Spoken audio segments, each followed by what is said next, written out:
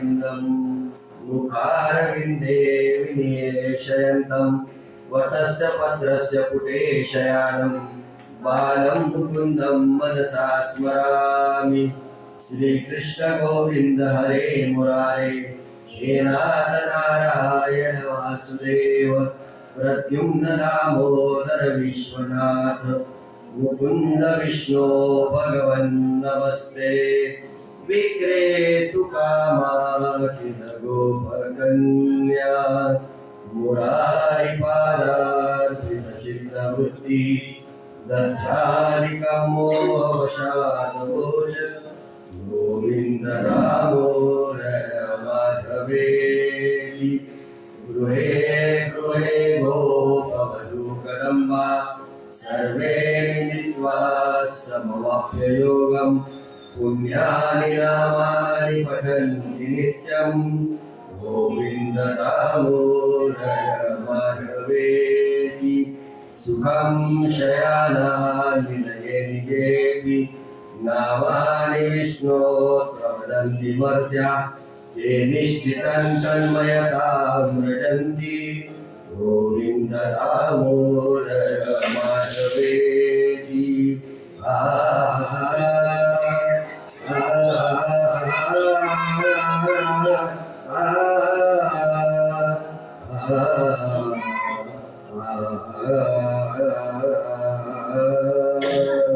जिह्वे सदैवं भजसुन्दराणि नामानि कृष्णस्य मनोहराणि समस्तभक्तादिविनाशनानि गोविन्द दामोदर माधवेति।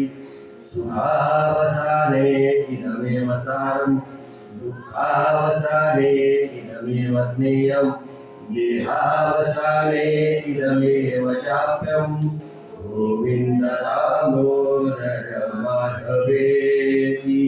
श्रीकृष्ण राधा गोकुलेश गोपाल गोवर्धन नाथ विष्णु जिह्वे पिबस्वामृतमेतदेव गोविन्द दामोदर माधवेति।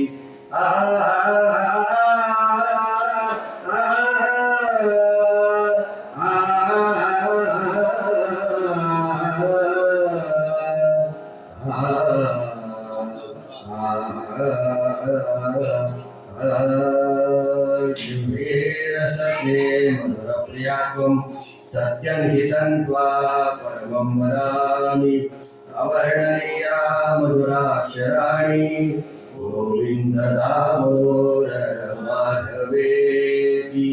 त्वमेव वाचे मम देहि जिह्वे समागते दण्डधरे कृतान्ते वक्तव्यमेकं मधुरं सुभक्त्या गोविन्द दामोदर माधवेति।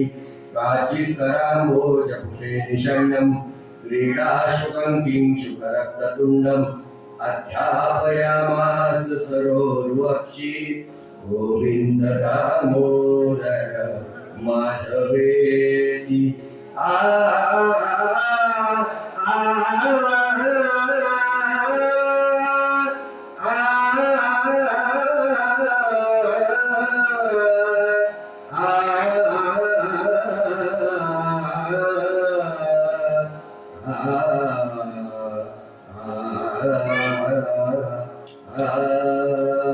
अग्रे कुरुणां मधुपाण्डवानां दुःशासनेन हृतवस्त्रकेशा कृष्णातराक्रोश अनन्यनाथ गोविन्द दामोदर माधवेति। नमो स्वनन्ताय सहस्रमूर्तये सहस्रपादार्चिशिरोरुभावे सहस्रनाम्ने पुरुषाय शाश्वते सहस्रकोटियुगधारिणे नमः। मूकं करोति वाचालं पङ्गुलं लयते गिरिं यत्कृपात्मं वन्दे परमानन्दमाधवं। नारायणं नमस्कृत्य नरं चैव नरोत्तमं देवी सरस्वती व्यासं ततो जयमुदीरये। सच्चिदानन्दरूपाय विश्वोत्पत्त्यादिहेतवे तापत्रय विनाशाय श्रीकृष्णाय वयं नमः। वसुदेवसुतं देवं कंसचाणूरमर्दनं देवकी परमानंदम कृष्णं वंदे जगद्गुरु भगवान गोपाल कृष्ण महाराज की जय। राजाधिराज रामचंद्र महाराज की जय। उमापति महादेव की जय। पवन सुत हनुमान की जय। अवधूत चिंतन श्री गुरुदेव दत्त आदि नारायण जनार्दन श्रीकनाथ कुंदमदन रामचंद्र सुखदेव स्वामी महाराज देवराय महाराज हरिराम महाराज सद्गुरु समर्थ नित्यानंद सरस्वती स्वामी महाराज की जय। अच्युतानंद सरस्वती स्वामी महाराज की जय। गजानन महाराज की जय। साईनाथ महाराज की जय। मुरलीधर महाराज की जय। सौराष्ट्रे सुमनाथं च श्रीशैल्यं मल्लिकार्जुनम् उज्जैन्यां महाङ्गाल ओङ्कारममलेश्वरम् वरल्यां वैद्यनाथं च डाकिन्यां शंकरं सेतुबंधे तु रामेशं नागेशं तारुकाये वाराणस्यां तु विश्वेशं त्र्यंबकं गौतमी तटे हिमालये तु केदारं कृष्णेशं शिवालये गंगा गोदावरी माता की जय। त्र्यंबकेश्वर भगवान की जय। मुरलीधर महाराज की जय। रोजच्या प्रथेप्रमाणे मुखी नाम आणि हाती टाळे आपण करायचं। ओम नमो भगवते वासुदेवाय। ओम नमो भगवते ओम नमो भगवते वासुदेवाय।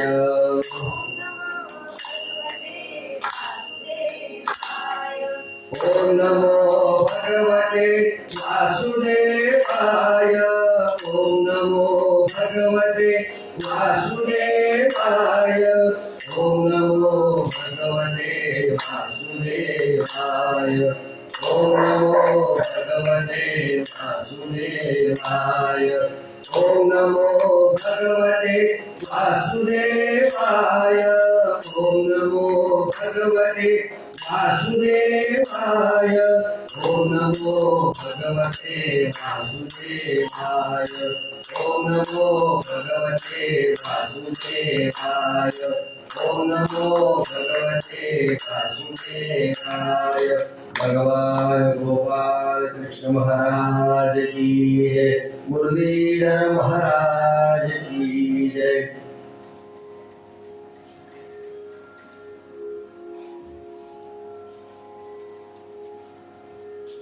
व्यासदेवांनी सांगितलं शुक महाराजांना की जनक राजाकडे जा।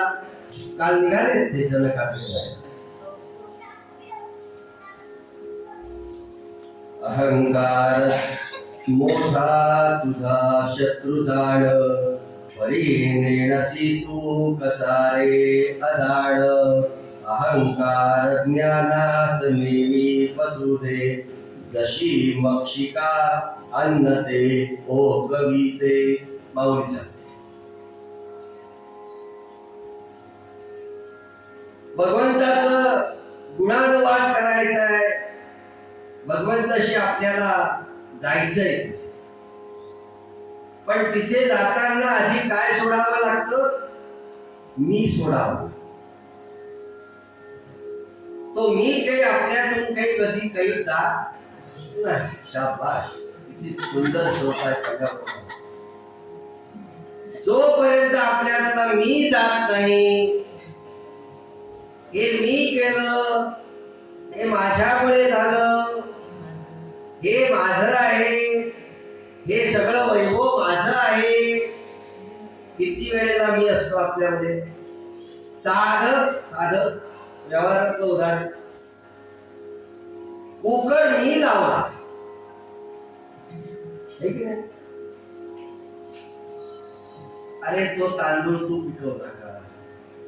तो पिकवला शेतकरी, त्याचा होता भात, त्याच्यानंतर तो गेला गिरणीतून झाला त्याचा तांदूळ, नंतर तो आला दुकानात, तू दुकानामध्ये गेली, तू पैसे दिले, त्याच्यानंतर तो तांदूळ आणला आणि त्याच्यानंतर तू कुकर मध्ये लावला. जर का गॅसच लावला नाही तर काय उपयोग आहे त्या तांदूळाचा? म्हणजे एक भात जर का आपल्याला करायचा असेल, साधा वरण भात, किती जण त्याला आहे आणि आपण काय सांगतो, मी केलं. सज्जनो, जोपर्यंत हा आपल्यातला असलेला मी जो आहे ना, मी तो जोपर्यंत थोडासा बाजूला होत नाही ना, तोपर्यंत त्याची प्राप्ती होत नाही.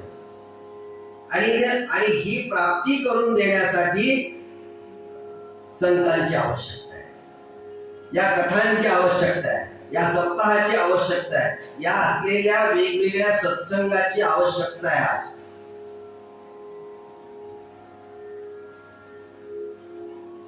आपण त्या मी मध्ये गुरफटलेलो असतो आणि तो थोडासा बाजूला करायचा असतो.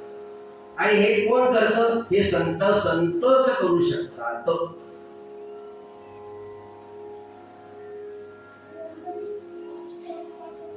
त्या काळामध्ये जनक राजे हे अतिशय भक्तप्रिय होते, ज्ञानप्रिय होते. नाना प्रकारचे ऋषी मुनी त्यांच्याकडे जात असत धर्मचर्चा करण्यासाठी.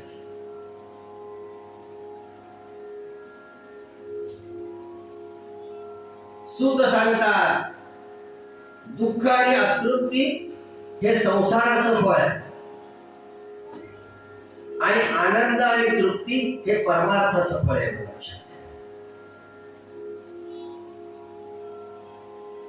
मी नेहमी सांगतो आपल्याला, कालही मी आपल्याला सांगितलं, जो होत असतो त्याला संसार असं म्हणतात आणि जो करावा लागतो त्याला परमार्थ असं म्हणतात. झालं, त्याला सांगितलं की तुझा जनक राजाकडे जा म्हणून सांगितलं. देवळामध्ये जाताना, सद्गुरूकडे जाताना, कथेला जाताना, पूर्वीच्या काळचं सांगतो, आत्ताचं नाही, थोडेसे मुठभर तांदूळ, काहीतरी धान्य त्या असलेल्या कथाकाराच्या समोर, प्रवचनकारांच्या समोर ठेवायचं असतं. भगवंताकडे रिक्त असताना जाऊ नये, राजाकडे रिक्त असताना जाऊ नये, व्यासांच्या असलेल्या कीर्तन प्रवचनाला रिक्त असताना जाऊ नये. काही जे आपल्याकडे असेल ते, जे आपल्याकडे असेल ते. हल्ली तर फारच छान पद्धत निघाली, फोन पे, गुगल पे, वेगवेगळे ऍप निघालेत काय. आमच्याकडे सुद्धा ज्या वेळेला विधी करायला त्र्यंबकला येतात की नाही, त्यावेळेला गुरुजी फोन पे केला तर चालेल. मी म्हटलं मग तुमची शांती का मी गुगलवर दाखवली तर चालेल. आपण स्वतः तिथे जर का येतात तर निदान त्या असलेल्या आपल्याला कर्माचं जर का फळ जर का हवं असेल तर काहीतरी हातात ठेवायचं असतं. म्हणून लहान मुलं ज्या वेळेला आपल्याकडे येतात त्यावेळेला आपण काहीतरी त्यांच्या हातावर ठेवतो, ही आपली संस्कृती आहे. ग्रंथ काय शिकवतात? ग्रंथ आपल्याला संस्कृती शिकवतात. घरामध्ये आल्यानंतर, सवाष्ण आल्यानंतर, आपण हळद कुंकू लावल्यानंतर आपण चिमूटभर का होईना तो साखरेचा डबा पूर्वी आणण्याची प्रथा होती. पूर्वी अजून काही ठिकाणी असे आहे सुद्धा, नाही म्हणत नाही. हळद कुंकू लावल्यानंतर रिक्त असताना पाठवायचे नाही म्हणून चिमूटभर साखर तरी हातावर ठेवायची. अजून काही ठिकाणी आहेत त्या प्रथा. सांगण्याचं तात्पर्य, राजाकडे जाताना, भगवंताकडे जाताना धर्मकार्यासाठी जाताना काहीतरी घेऊन जायचं असतं. लक्षात ठेवा. तुम्ही त्याला काहीतरी दिलं तर तो आपल्याला देईल का नाही? दुकानामध्ये आपण जर का किराणा भरायला गेलो, 4,500 किराणा झाला आणि आपण जर का पैसेच दिले नसतील तर, त्याच्या पुढे जर आपण जर का मोबाईलच नेला नसेल तर, कारण ते सगळं अगदी मोबाईल मध्ये ना, जीपे, फोन पे, गुगल पे सगळं त्याच्यात आहे. म्हणजे त्याला काहीतरी दुकानदाराला दिल्याशिवाय तो जर का आपल्याला जर का हवा तो जिन्नस जर का देत नाही, तर त्या भगवंताकडे जाताना काहीतरी तर द्यायला का नाही?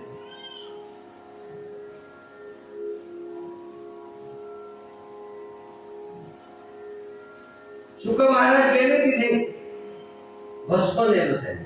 संन्यासी काय देणार? भस्म नेलं. आतमध्ये निरोप पाठवला. शुक महाराज आले, सांगा. आतून निरोप आला, संगम त्यक्त्वा सुखी भव.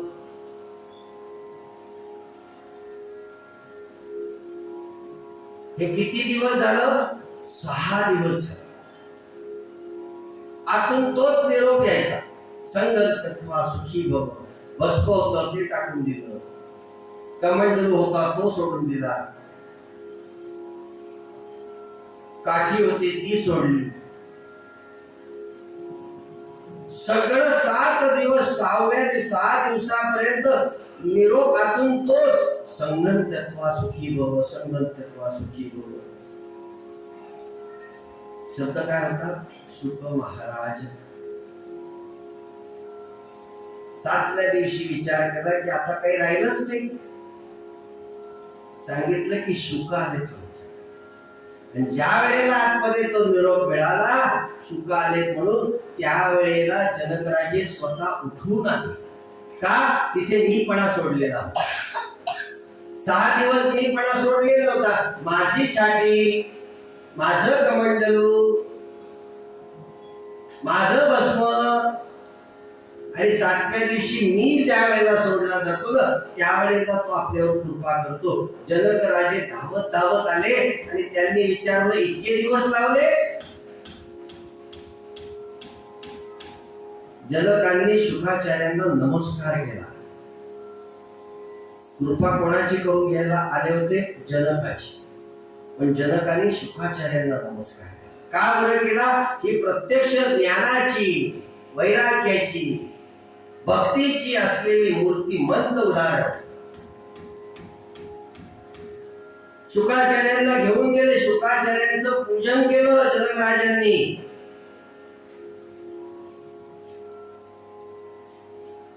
शुकाचार्यांना, जनकराजांना माहित नव्हतं का कोण आहे ते. प्रत्यक्ष अवतार होते, शिवाचा प्रत्यक्ष अवतार. मस्तकावर हात ठेवण्याची गरज होतीच का हो तिथे? तिथे फक्त ये हृदयीचे ते हृदयी भेटायची पद्धत. म्हणून आपण म्हणतो की नाही, जर का आपल्याला जी पाहिजे ती व्यक्ती समोर आल्यानंतर आपण काय म्हणतो? काय कोइन्सिडन्स, सकाळी जेव्हा तुमची आठवण काढली आणि संध्याकाळी तुम्ही हजर. त्याला शुद्ध मराठी भाषेमध्ये हल्लीचा एक शब्द आहे, टेलिपथी. आपली टेलिपथी जुळली होती म्हणूनच ते.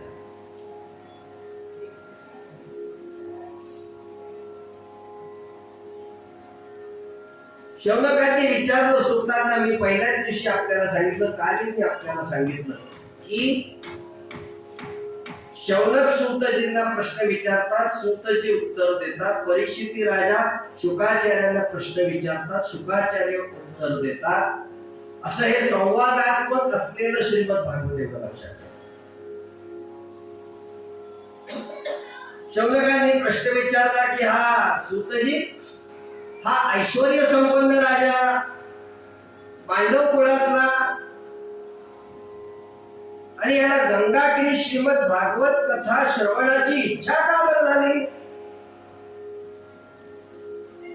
याबाबत इतिहास आम्हाला सांगा.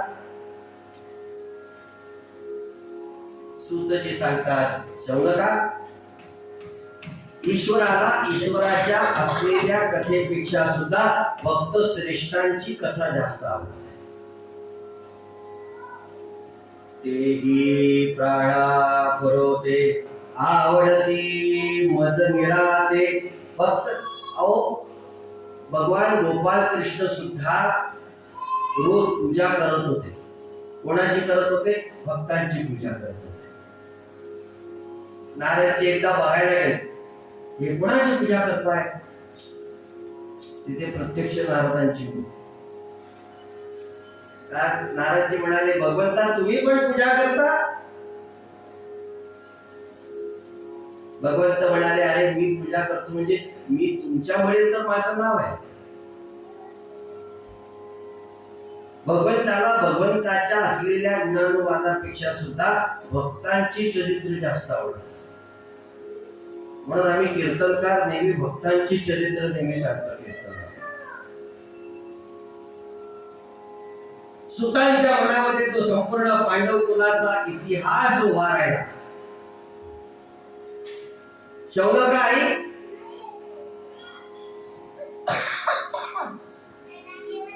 भारतीय युद्धाचा तो शेवटचा दिवस होता. किती सैन्य मारलं गेलं दोन्हीकडून? महाभारतामध्ये दिलेले 18 अक्षौहिणी सैन्य मारले. पांडवांचा विजय झालेला होता. दुर्योधन जखमी अवस्थेमध्ये एका विहिरीमध्ये जाऊन लपला होता आणि सुडाने पेटलेला होता तो अश्वत्थामा, द्रोणाचार्यांचा पुत्र.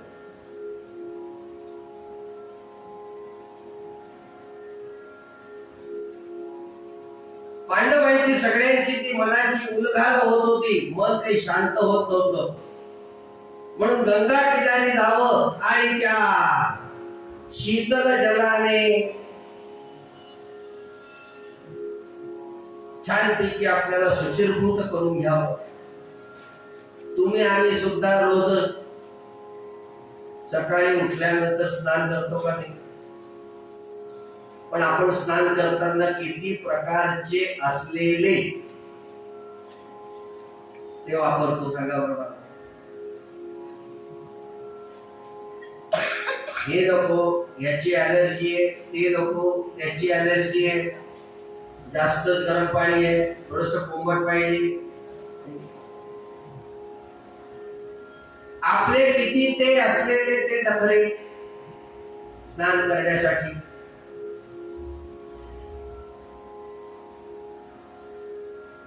मी एक बाथरूम बघितलं बरं का, तुमच्या कानावर घालून ठेव.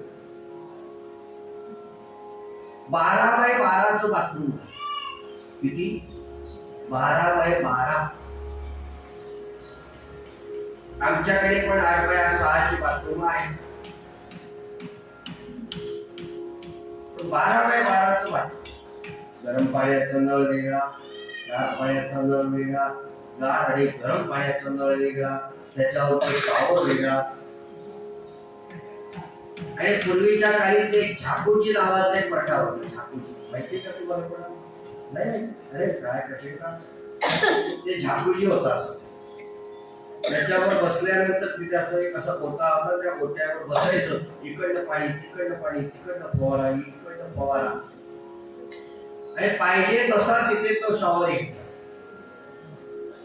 तुम्ही म्हणाल महाराज हे सगळं तुम्हाला कसं काय माहिती? यावेळेला आम्ही मोठ्यांच्याकडे जातो की नाही,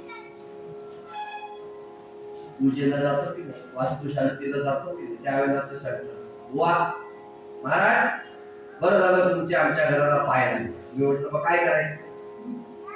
त्यामुळे हे बेडरूम, हे डबल बेडरूम, हे मुलाचं, हे सुनेचं, ही किड्स रूम, ही अभ्यासाची खोली, हा हॉल, हे किचन, हे बाथरूम. मी म्हटलं देवाची जागा कुठे? नाही म्हणजे ते विचार करतोय म्हणे नक्की कुठे ठेवायचं. हॉल मध्ये करायचं का बेडरूम मध्ये करायचं का किचन मध्ये करायचं? सज्जनो तुम्हाला आम्हाला राहण्यासाठी आपण 2,000 स्क्वेअर फुटाचे फ्लॅट घेतो का? त्या भगवंताला निदान नाही 200 स्क्वेअर फूट, 20 स्क्वेअर फूट काय आहे महाराज? काय कोणचे देव ठेवायचे हा मोठा प्रश्न पडतो. मी म्हटलं तुमचं कुलदैवत ठेवा. शंख, घंटा, गणपती, बाळकृष्ण, अन्नपूर्णा हे किमान. पण रोज पूजा कोण करणार? म्हटलं का बरं न करायला काय? वेळ कुठे आहे? मुंबईकडे तर 7:37 ची गाडी जर का चुकली तर 7:39 च्या गाडीला चढता येत नाही. आपलं नाशिकचं बरं आहे, डोक्याला ताप नाही. गाडीने रेल्वेने काही नाही काय. पण पुण्या मुंबईकडचं जीवन म्हणजे सेकंदावरच 7:37 चुकली की 7:39 च्या गाडीला चढता येत नाही. सांगण्याचं तात्पर्य त्याने जर का आपल्याला एवढं 2,000 स्क्वेअर फुटाचं असलेलं घर घेण्याचं ऐश्वर्य जर का दिलं तर त्याच्यासाठी आपण किती दिलं? तुम्ही म्हणाल तो काय भगवंत आहे, पत्रम पुष्पम फलम तोयम, याच्याने तो सगळा आपल्याला, त्याला काय लागत नाही. तुला काय लागतं? आम्ही काय म्हणतो, आम्ही सोयीचं बघतो. काही नाही, त्या भगवंताला काही लागत नाही. पत्रम पुष्पम फलम तोयम. पण त्याच्या पुढचं वाक्य लक्षात येत नाही आपल्याला. पत्रम पुष्पम फलम तोयम यो मे भक्त्या प्रयश्यति. तिथे भक्ती पाहिजे ना. भक्तीने तुम्ही त्याला नुसतं 2 हात आणि 3रं मस्तक दिलं तरी तो तुमच्यावर प्रसन्न होईल. पण तिथे भक्ती कुठे आहे? तिथला आपल्यामधला असलेला मीपणा कुठे आहे ना? ऐश्वर्य द्या की त्याला, देऊन तर पहा. मी नेहमी सांगत असतो, भगवंताला देऊन पहा. आणि त्या देण्यातला जो आनंद आहे ना, तो आनंद तुम्हाला नाही दिसत, तो आनंद त्याला दिसतो. तो सांगतो अरे वा.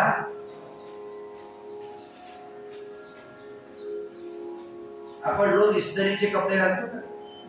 कुठे कार्यक्रमाला जायचं असेल, कार्यक्रमाला जाताना ठेवणीतले वस्त्र वेगळे आणि रोजचे घरात ते वेगळे, ते सुद्धा इस्त्री केलेले असतात.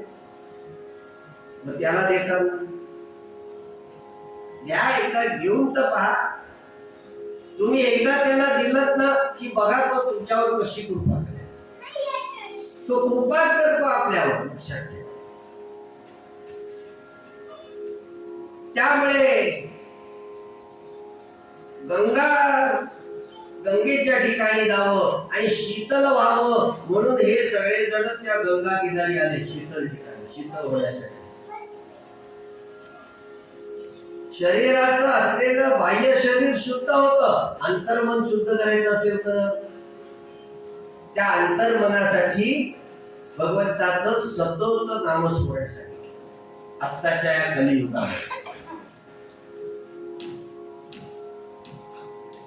पहाटेची वेळ होती. पर्णकुटीमध्ये द्रौपदीची ती 5 मुलं झोपलेली होती. 5ही पांडव, कृष्ण भगवान आणि द्रौपदी स्नानाला जाणार पहाटे ब्राह्ममुहूर्तावर. म्हणून सांगितलं की जा सगळेजण, चला ब्राह्ममुहूर्तावर आपण त्या गंगेच्या शीतल पाण्यामध्ये जाऊ आणि छानपैकी आपण शुचिर्भूत होऊ. द्रौपदी म्हणाले की तुम्ही ना मुलं झोपलेली आहे, मी काही येत नाही, तुम्ही जाऊन या, मग मी जाईल. हा सुडाने पेटलेला जो अश्वत्थामा होता ना,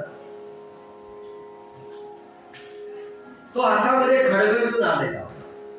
कुठे एकदा हे पांडव मला सापडताय, तो त्या असलेल्या पर्णकुटीच्या पाठीमागे लपलेला. सगळे जण गेले, त्याला काही कळलं नाही कोण गेलाय.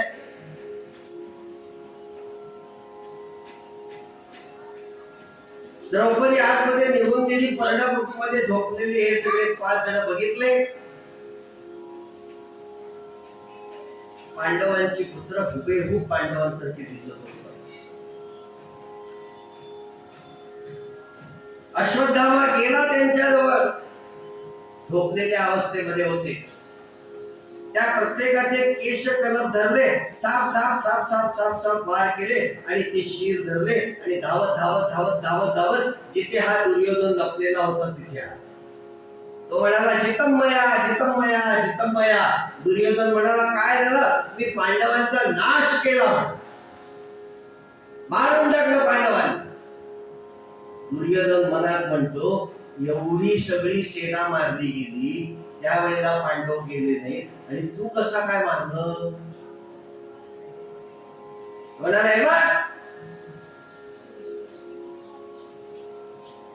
दुर्योधन म्हणतो, अरे वेड्या, तू पांडवांना नाही मारलं रे, तू पांडवांची वंशवेल मारली. घाबरला. शिर तिथेच टाकले आणि पळायला लागला. द्रौपदी पाहते आहे, शिरावेगळी असलेली ती धडक तिने बघितली आणि रडायला लागली. बरोबर आहे, हो, मुलं गेली. पांडववाले बघतायत तो आपल्या पर्णकुटीमध्ये रडण्याचा आवाज आणि तोही द्रौपदीचा आकांत तांडव केला. कृष्णाने ओळखलं, करतो अन्यथा करतो असलेला परमपिता परमात्मा त्याला कळणार नाही का? त्याने ओळखलं हे कृत्य कोणाचं आहे.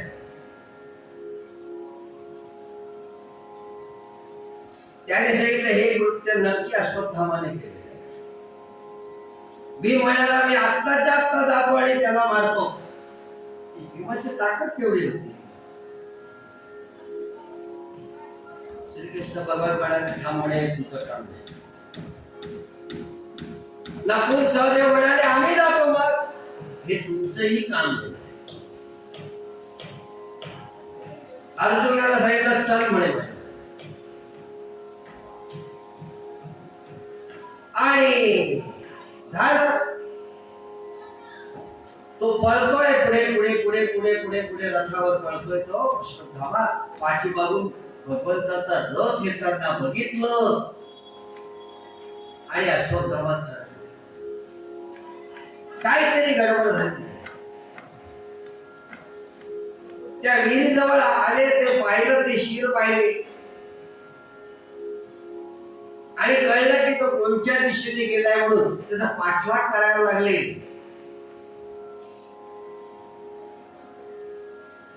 कळेना अश्वत्थामाला काय करायचं म्हणून. परंतु अश्वत्थामाने काय केलं? ब्रह्मास्त्र सोडलं. त्या असलेल्या अर्जुनाच्या शरीराचा दाह व्हायला. अर्जुन सांगतोय, कृष्णा, अरे शरीराचा दाह व्हायला लागला. कळलं की हे ब्रह्मास्त्र सोडलं. पटकन खाली उतरवाने सांगितलं. स्नान संध्या केली, तिथल्या तिथे अग्निकुंड पेटवलं. तिथे ते ब्रह्मास्त्र जे होतं ते त्यांनी तिथे केलं, आपल्याकडे घेतलं आणि सांगितलं, सोड आता हे ब्रह्मास्त्र. अर्जुनाने ब्रह्मास्त्र सोडल्यानंतर अश्वत्थामाने सोडलेलं ब्रह्मास्त्र त्याच्यावरच होतं. कारण बाजूला कृष्ण होता. न जरी शस्त्र हाती परी गोष्टी सांगेन युक्तीच्या 4. युक्ती प्रत्यक्ष भगवान ज्याच्या जवळ आहे. ते ब्रह्मास्त्र निस्तेज झालं, पकडलं अश्वत्थामाला आणि आणलं ओढत ओढत ओढत पर्णकुटीला आणि त्याला मारणार. आमची द्रौपदी माता सांगते, त्याला मारू नका, मारू नका. आपली मुलं मारली.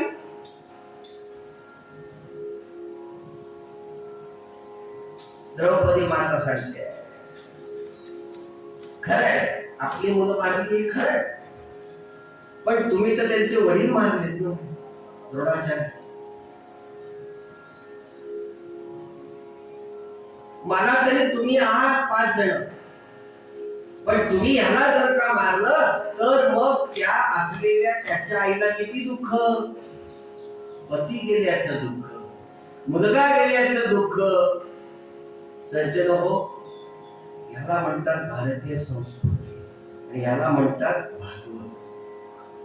इथे असलेल्या त्या स्त्रीत्वाचा, तिने केलेल्या त्या प्रगल्भ विचाराचा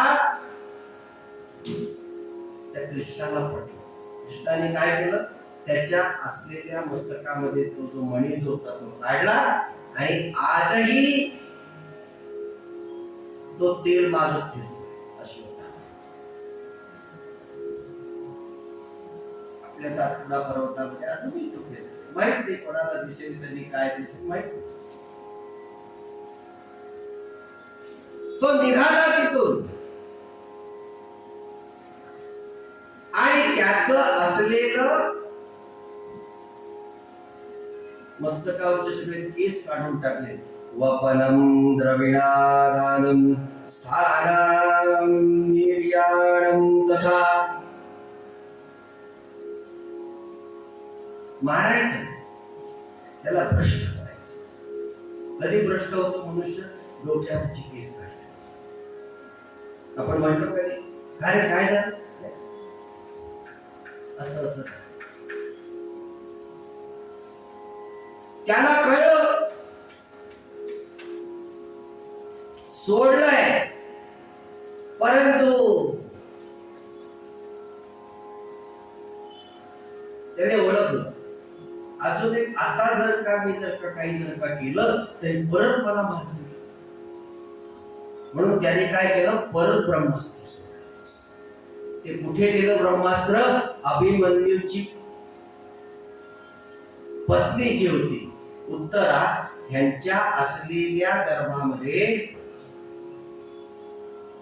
एक अर्भक, अर्जुनाचा मुलगा अभिमन्यू.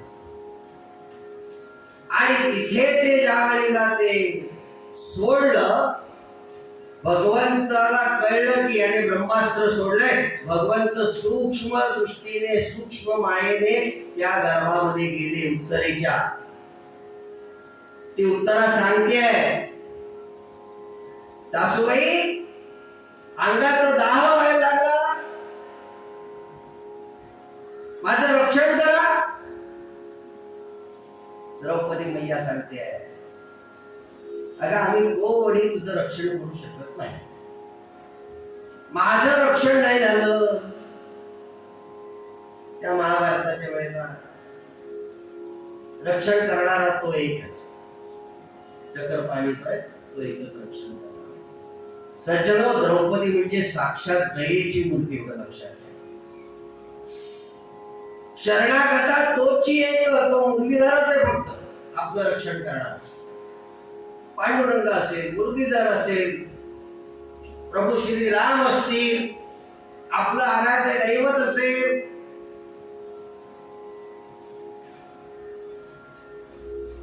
दया आणि धर्म असेल तर तिथे विजय प्राप्त आहे. दया आणि भीम असेल तिथे रक्षणाची जबाबदारी असते. दया आणि आत्मानुभूती असेल अर्जुन तर तिथे साक्षात्कार होतो. दया आणि नकुल असेल, सगळ्यात सुंदर दिसणारा नकुल आहे. दया आणि नकुल असेल ना, त्यावेळेला तिथे सात्विकतेचं तेज दिसतं. आणि दया आणि सहदेव असेल ना, ज्ञान असेल ना, तिथे आत्मज्ञानाची प्राप्ती होते. लक्षात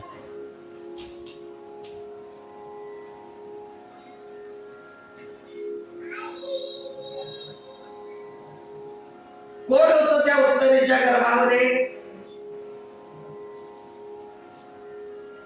सज्जन हो, परीक्षिती राजाला दोनदा भगवंतांनी दर्शन दिले, जन्माच्या अगोदर आणि जन्मानंतर. कारण उत्तरेमध्ये जो गर्भ जो होता तो परीक्षिती राजाचा गर्भ होता. आणि भगवंताने ते असलेलं त्याचं रक्षण केलं सुखरूपपणे. परीक्षिती राजांचा जन्म झाला. बोलो परीक्षिती राजा की जय. सगळीकडे आनंदोत्सव सुरू झाला. पाचवीच्या दिवशी ती पूजा करायची असते कधी पाचवीची. काही ठिकाणी करतात अजून खेडोपाड्यामध्ये. आमच्या त्र्यंबकला अजून आहे प्रथा आहे पाचवीच्या दिवशी पूजा करायची. ते जातक करणारे येतात, ते तुमचं जातक वर्तवतात. आले ते, त्यांनी सांगितलं की हा सुंदर होईल, हा चक्रवर्ती होईल, परंतु म्हटल्यानंतर आमचे डोळे लगेच असे मोठे होतात. म्हणजे काय, नाही पत्रिका सगळी छान आहे, पण आलं की जरा काहीतरी काढून.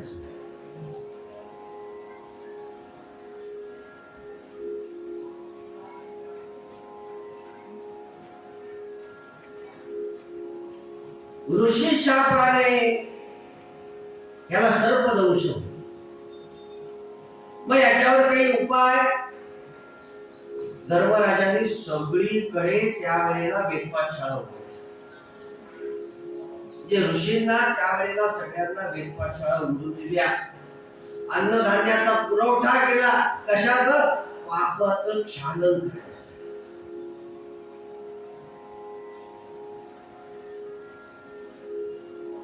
थोडे थोडे परीक्षिती मोठे होऊ लागले. राज्य कारभार कसा करायचा त्याचे सगळे धडे दिले.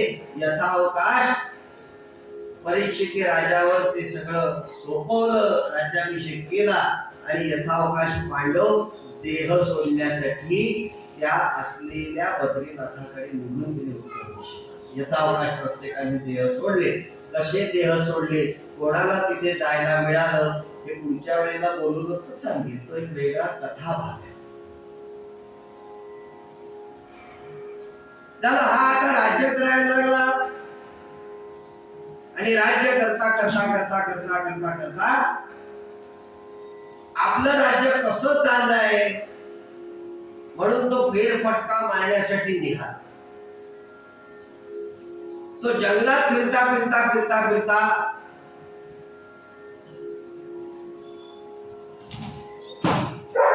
धर्म बैलाचं रूप घेऊन लगडत लगडत चालला होता आणि गायीच्या रूपामध्ये पृथ्वी आहे.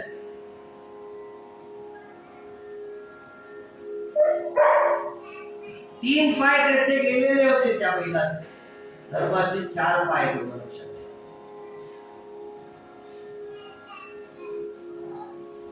तप, सुचिता, दया आणि सत्य हे जर का 4 पाय असतील तर पृथ्वी व्यवस्थित चालते. त्याला धर्म असतो. आणि ती पृथ्वी म्हणते की हे सगळं नाहीस होईल, यज्ञ कर्म नाहीसे होतील, इंद्रवृष्टी करणार नाही, दुष्काळ पडेल आणि लोक जे ते अनाचाराने वागतील. म्हणून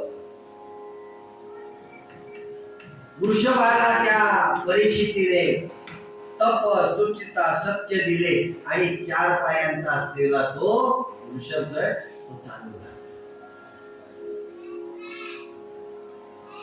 परीक्षिती राजाला दिसलं की कोणीतरी माझ्या राज्यामध्ये घुसलाय. त्याने बोलावला, कोण आहेस तू? त्याने सांगितलं, महाराज मी कली आहे. मग माझ्या राज्यात चालता म्हणे.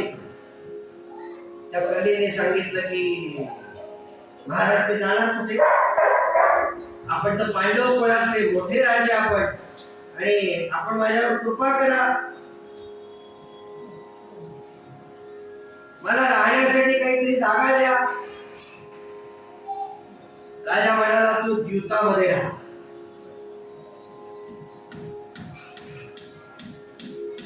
शील विक्रय करणाऱ्या स्त्रियांमध्ये राहा. तू सुरापानामध्ये राहा. तो कधी सांगतोय, महाराज ही सगळी वाईट स्थानं दिली, एखादं चांगलं स्थान द्या, एखादं चांगलं स्थान. राजाच्या मुखातून शब्द बाहेर पडला, तू कनकामध्ये जमला. कनक याचा अर्थ सोन. वाद कुठे निर्माण होतात कळलं आपल्याला. मला काय म्हणायचं, तुझ्या बांगड्या चांगल्या का माझ्या पाटल्या चांगल्या? तुझी मोहन माळ, पूर्वीच्या काळी ते राणी हार, गोल गोल असे हार, अजून सांगू चपला हार, बरोबर. अजून कुठे हार सांगा बरोबर. हा चंद्रहार, बघा काय एक एक नाव सांगतात. हे सगळ्या प्रकारचे हार आहेत. आणि अगदी तो तळमणी असलेला कंठी, तो साज. आमचे मुरलीधर ज्या वेळेला मोहिनी रूपामध्ये येतात ना त्यावेळेला तो शृंगार पहा.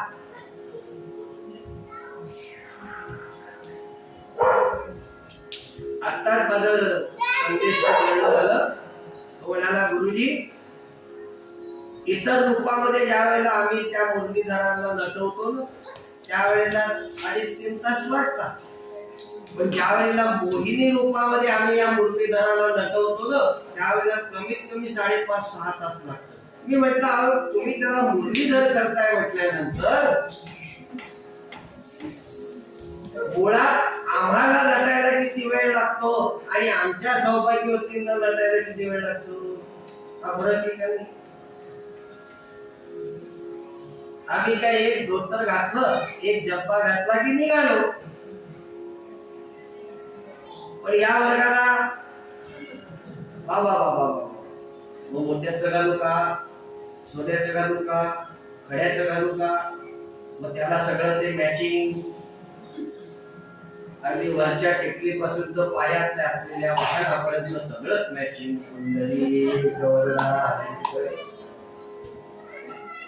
ते मोहिनी रूप आहे ते. त्या मुरलीधराला ज्या वेळेला आपण मोहिनी रूपामध्ये नटवतो ना त्यावेळेला तो आपल्यावर मोहिनी घालतो की तू कसं मला नटवतो. सोपं नाही, नटणं इतकं सोपं नसतं. नटायला काय काय लागतं हो. आधी फाउंडेशन काय चेहऱ्याला लावतात अर्धा फक्त थांबायला लागतं, काय म्हणतात त्याला ब्लिचिंग. ते सगळं करावं लागतं. त्याच्यानंतर तो चेहरा सुंदर दिसतो, पण तो चेहरा सुंदर दिसत असताना त्याच्यावर हास्य असेल तर याच्यात कुठून मी नटली. सांगण्याचं तात्पर्य भगवंत जसा नटवला जातो ना तसा तो आपल्याला दिसतो आणि आपला जसा भाव असेल ना तसा भगवंत आपल्याला दिसतो. भाव तोच देव.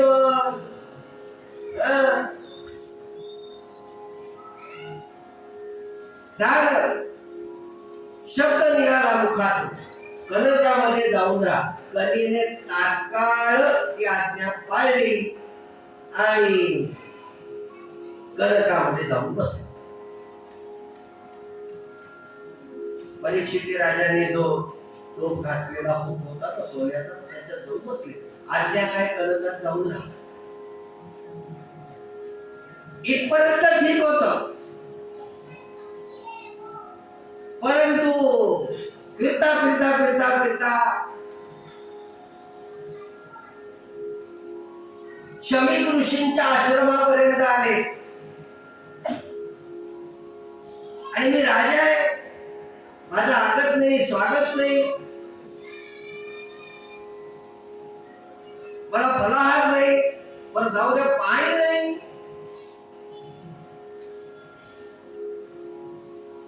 तहान लागली म्हणून तिथे गेले तर तिथे शमीक ऋषी जे आहेत ते ध्यानस्थ होते. काय केलं तिथे एक सर्प होता मरून पडलेला, तो उचलला आणि त्या असलेल्या शमीक ऋषींच्या गळ्यात टाकला. ही वार्ता शमीक ऋषींचे पुत्र जे होते शृंगी त्याला कळली. आणि त्याने ज्या वेळेला त्याला कळल्यानंतर त्याने विचार केला की हे कोणी केलं. काही नाही, त्याने हातामध्ये पाणी घेतलं, संकल्प केला आणि सांगितलं, हे दुष्कृत्य ज्याने केलं असेल त्याला आजपासून 7व्या दिवशी सर्पदंश होईल. बस शमीक ऋषीला उठवलं आणि त्यांनी विचारलं, आजूबाजूला चौकशी केली, हे कोणी टाकलं? म्हणजे राजे आले. कोण राजे? परीक्षित राजे. असं शृंगीला सांगितलं, अरे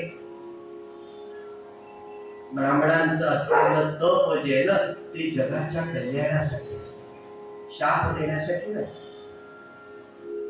म्हणून आम्हाला कोणी नमस्कार केला तरी आम्ही काय सांगतो? कल्याण, तुझं कल्याण. असं कोणी म्हणतं का?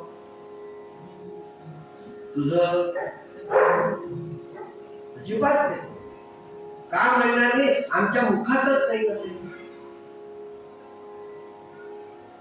शमीक ऋषी सांगतायत की अरे तू कोणाला शाप दिला कळलं का? मला काय करायचंय? अरे म्हणजे हा परीक्षित राजाला शाप दिला. शृंगी म्हणाला की मी तर आता संकल्प सोडून पाणी सोडलंय, आता ते माझ्या परत मागे घेता येणार नाही. एकदा का आपल्या मुखातून पडलेला शब्द आणि त्या असलेल्या धनुष्यातून सुटलेला बाण एकदा गेला की गेला, त्याच्यात काहीही फरक पडत नाही. तो बाण जिथे लागायचा तिथे लागणार. दिवाळीमध्ये त्या वरती रॉकेट उडवतो ना, ते कधी सरळ जातात का? अजिबात नाही. कधी असे वाकडे जातात, कोणाच्या घरात जातात. काय सांगण्याचं तात्पर्य, तो बाण आहे ना, त्याला नाव काय? बाण. त्याला आधी काय म्हणतात? ते काय म्हणतात? हा, पॅराशूट का काहीतरी म्हणतात. तो बाण सुटला की सुटला, तसं मुखातून शब्द सुटला की सुटला. म्हणून शक्यतो आपण काय म्हणतो, आपल्याला जर का कोणाचं चांगलं करता येत नसेल तर निदान वाईट तरी करू नये. नाही चांगलं बोलता आलं, मूक व्रत घ्या आणि सांगा, पाठीवर लिहा की आज माझं मौन व्रत आहे, याच्याशी नाही बोलायचं तर लिहा.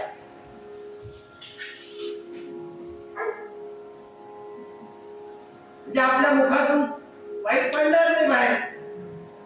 म्हणून पूर्वीच्या काळी असे काही तपी होते, ऋषी होते, मुनी होते. म्हणून पूर्वीच्या काळी मौन व्रत धारण करायचे. आता काही ठिकाणी करतात अजूनही, काही जणांचं आहे आठवड्यातून 1 दिवस बोलायचं नाही, एकादशीला बोलायचं नाही. काही ठिकाणी मौन व्रत करणारे आहेत. ते व्रत आहे बरं, बोलायचं नाही म्हणून नाही, व्रत आहे. झालं.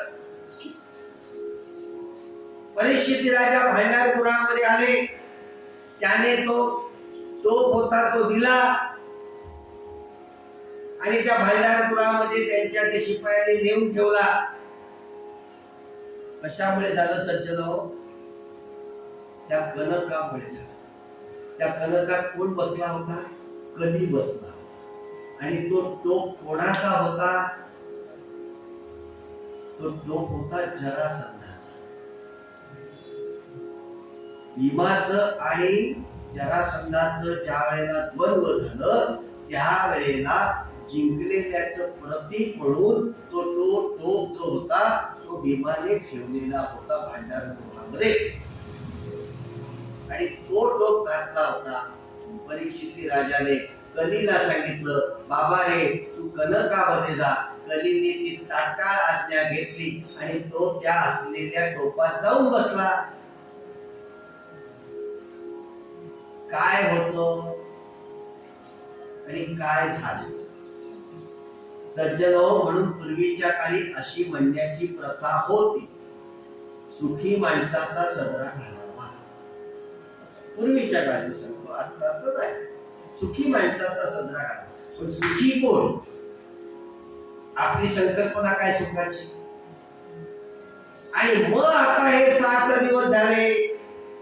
आता ज्या वेळेला परीक्षित राजाला कळलं की काय झालं माझ्या हातून. सगळी विचारणा केल्यानंतर कळलं की आपल्याला आता तो शाप मिळालाय आणि 7 दिवसामध्ये आपण इहलोकीची यात्रा संपणार. हे त्या परीक्षित राजाला कळलं. तरी तुम्हाला मला कळतं का हो आपली यात्रा कधी संपणार आहे? आता संपणार आहे, उद्या संपणार आहे, परवा संपणार आहे, कळतं आपल्याला? काही कळत नाही. मग ते जर का आपल्याला कळायचं नसेल, फार त्याच्यामध्ये सुख आहे बरं का आपल्याला. जर का ते आपल्याला कळलं तर काय हात होईल. प्रत्येक जण स्टॅम्प पेपर आणायला धावेल का नाही? माझी प्रॉपर्टी कोणाला द्यायची? इतकं सोपं आहे का ते? जर का आपल्याला कळलं तर अहो केवढं इथे वादंग तयार होईल. प्रत्येकाला जर का कळलं तर बरं आहे, ते आपल्याला कळत नाही. त्यामुळे मी सांगितलं आपल्याला पहिल्या दिवशी की त्याने त्याची आपल्याला कुठे कधी केव्हा कसं कोणत्या वेळेला उचलायचंय असं अलगद उचलतो का कसा तो अलगद हात ठेल दागच्या जागी. हार्ट अटॅक आल्यानंतर तरी सुद्धा थोडीशी धावपळ, पण हार्ट फेल म्हटल्यानंतर तिथल्या तिथे एकदम निमिष मात्र एका क्षणार्धात आपण काय म्हणतो मृत्यूचं नव्हतं झालो म्हणतो ते आपण. केवढा आग जो उसळला काय छान होतं, परंतु पहा ना मृत्यूचं नव्हतं ना म्हणतो की आपण. मग ते जर का आपल्याला जर का नको असेल तर मग निदान त्याचं थोडंसं स्मरण श्रीमन्नारायण नारायण नारायण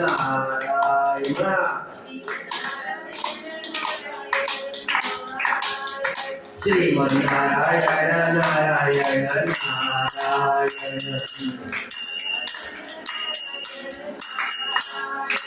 बद्री नारायण नारायण नारायण नारायण नारायण श्रीमन्नारायण नारायण नारायण श्रीमन्नारायण नारायण नारायण. मुखामध्ये थोडंसं नाव रोज सांगितलं आपल्याला. जाता येता उठत बसता कार्य करिता घरी रारी शय्येवरी रती सुखाचे अवसरी समस्तांची लज्जा भगवत चिंतन. म्हणून निदान किमान रोज पोळ्या करताना जय श्री कृष्ण जय श्री कृष्ण म्हणा तर घरी. अहो पहाची पोळी कशी टवमन फुगते. आपण काही बोलत नाही. आपण ती कणिक घेतो त्या परातीमध्ये टाकतो आणि त्या कणिकेच्या गोळ्याला त्या परातीमध्ये असं काही आपटतो ना. एकदा का त्या पोळ्या करून टाकल्या कुठे टाकायच्या? आणि एकदा करून तर पहा. तो कणकेचा डबा घेताना त्या कणकेच्या डब्याला सांगा बाई ग आता छानपैकी हो बरं. यांना कामावर जायचं डबा करून द्यायचा. करताना जय श्री कृष्ण म्हणा, तव्यावर टाकताना जय श्री कृष्ण म्हणा. पण आम्ही इतकी हुशार, आम्ही काय जय श्री कृष्ण म्हणत. आमच्या कानामध्ये ते असतं ब्लूटूथ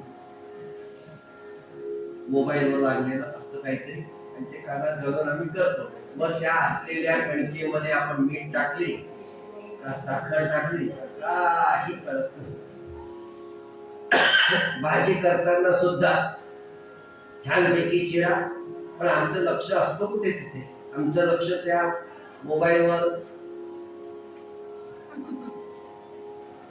बघते कुठे, कापते कुठे, टाकते कुठे आणि मग नंतर हात वाजतो.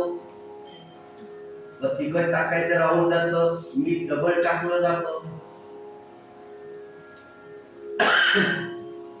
सांगण्याचं तात्पर्य भगवंताजवळ जायचं असेल तर भगवंतासारखं भगवंताला हवं ते द्यायचं. आणि जर का त्या असलेल्या कणिक जर का छानपैकी मळली थोडस नामस्मरण करत जर का म्हणली ना तर त्यावेळेच असलेलं ते जे अन्न जे असतं ना ते छानपैकी चवदार असत, रुचकर असत, आपल्या शरीराला ते बाधत नाही. नाहीतर शरीराला बाधक कशी आपण अन्न ज्या वेळेला करतो त्यावेळेला मग पिलं करतो. सांगण्याचं तात्पर्य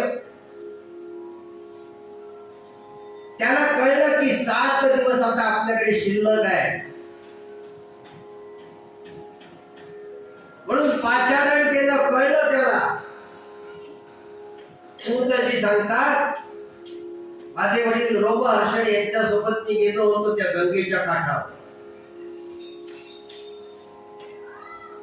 आणि त्या गंगेच्या काठावर गेलो असताना छानपैकी सभा मंडप उभारलेला होता.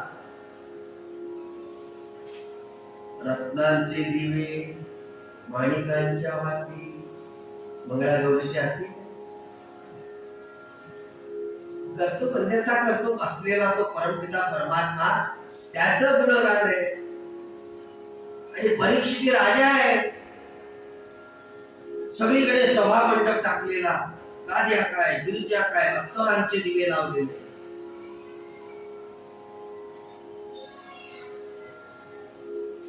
सगळेजण त्या ठिकाणी प्रत्यक्ष प्रत्येकाच्या मानाप्रमाणे अनेक अनेक ऋषी तिथे आले होते. नाट्यवंत ऋषी आले होते, अगस्त्य ऋषी आले होते, प्रत्यक्ष भगवान तिथे आलेले होते, शिव. सगळेजण तिथे येऊन बसलेले, व्यासजी बसलेले, सगळे ऋषीगण तिथे आलेले आणि वाट बघताय. आणि एक अशी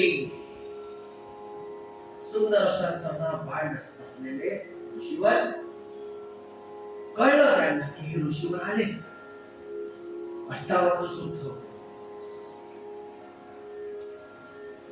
आणि ते ऋषीवर आल्यानंतर परीक्षित राजा सामोरे गेले. त्या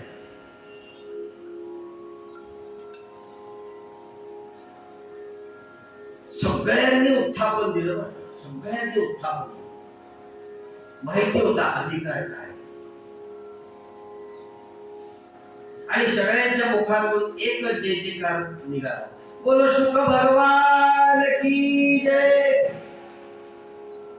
हा जय जयकार ज्या वेळेला बघितला त्यावेळेला अंगावर वस्त्र त्यांची काढली, अनेकांनी त्यांना अशी दगड मारली, अंगातून रक्त वाहते. कळेल का? भानावरच नाही. हो, मी सांगितलं आपल्याला भक्ती, ज्ञान आणि वैराग्य याचं मूर्तिमंत उदाहरण म्हणजे भगवान शुक्राचार्य. परीक्षित राजे समोर गेले, त्यांना साष्टांग दंडवत घातलं आणि त्यांना व्यासपीठावर आणलं, उच्चासनावर. आता कसं माझं उच्चासन केलंय, आपण सगळे खाली आहात, आपण सगळे खुर्चीवर बसलेले. खुर्चीपेक्षा माझं उच्चासन वरती आहे, ही व्यासांची गादी. एवढं लक्षात ठेवा. ज्या वेळेला आम्ही कीर्तनाला उभे राहतो त्यावेळेला शुक्र महाराज उभे राहत नाही, ती नारदांची गादी. ज्या वेळेला आम्ही इथे व्यासपीठावर बसतो त्यावेळेला ही व्यासांची गादी. त्यांना छानपैकी त्या गुलाबाच्या पाकळ्यांनी सगळं त्यांना स्वच्छ केलं, कापसाने सगळं त्यांचं जे जिथून जिथून रक्तप्रवाह वाहत होते ते सगळे काढले. छानपैकी त्यांना अत्तर लावलं, सुगंधी अत्तर, सुगंधी उठणं लावली, पुष्पमाला घातली आणि विचारलं, महाराज एक प्रश्न आहे,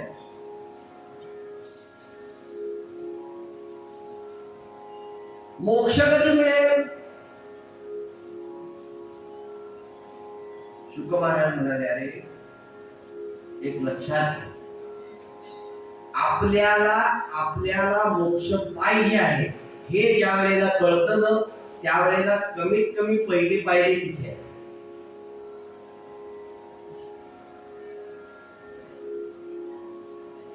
आणि ज्या वेळेला आपल्याला कळतं की आपल्याला किमान मोक्षाची प्राप्ती, शुक महाराज सांगतात, अरे राजन तुला कळलंय तरी की 7 दिवसांनी तुझा मृत्यू आहे, काही न कळत पण नाही मृत्यू कधी आहे, तरी सुद्धा आम्ही त्या संसाराच्या असलेल्या मायेमध्ये गुरफटत जातो. मुलगा पाहिजे, मुलगी पाहिजे, सून पाहिजे, जावई पाहिजे, 1 BHK, 2 BHK, 3 BHK, बंगला, स्कूटर, मोटार कार, सगळं पाहिजे. आम्ही गुरफटत जातो. अरे तू कुठला, तू दर्या में खसखस.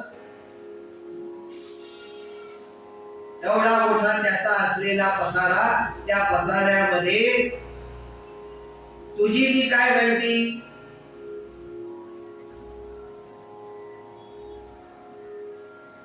आणि शुकाचार्यांनी कथा सांगायला मंगलाचरण केलं. सज्जनो, श्रीमद भागवतामध्ये 3 ठिकाणी मंगलाचरण आहे. एक व्यासांनी मंगलाचरण केलं, एक शुकाचार्यांनी मंगलाचरण केलं, आणि एक सुतांनी मंगलाचरण केलं.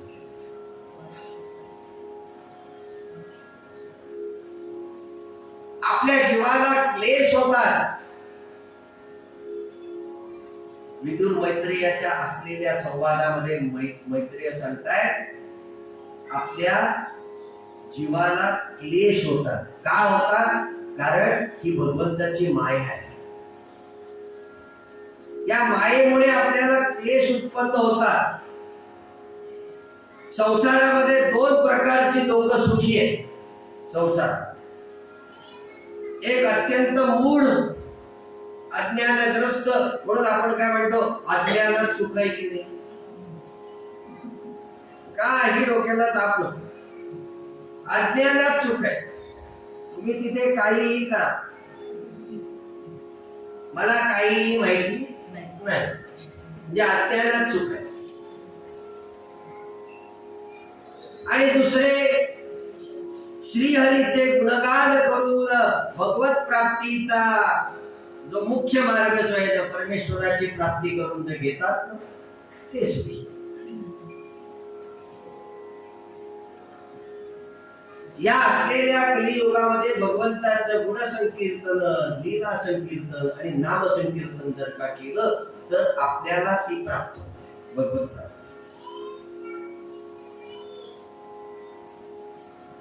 ब्रह्मदेव प्रकृती आणि पुरुषाचे स्वामी आहेत, एवढं लक्षात घ्या. 100 वर्ष त्यांनी तप केलं आणि 14 भुवन आणि 10 सृष्टी त्यांनी तयार केल्या.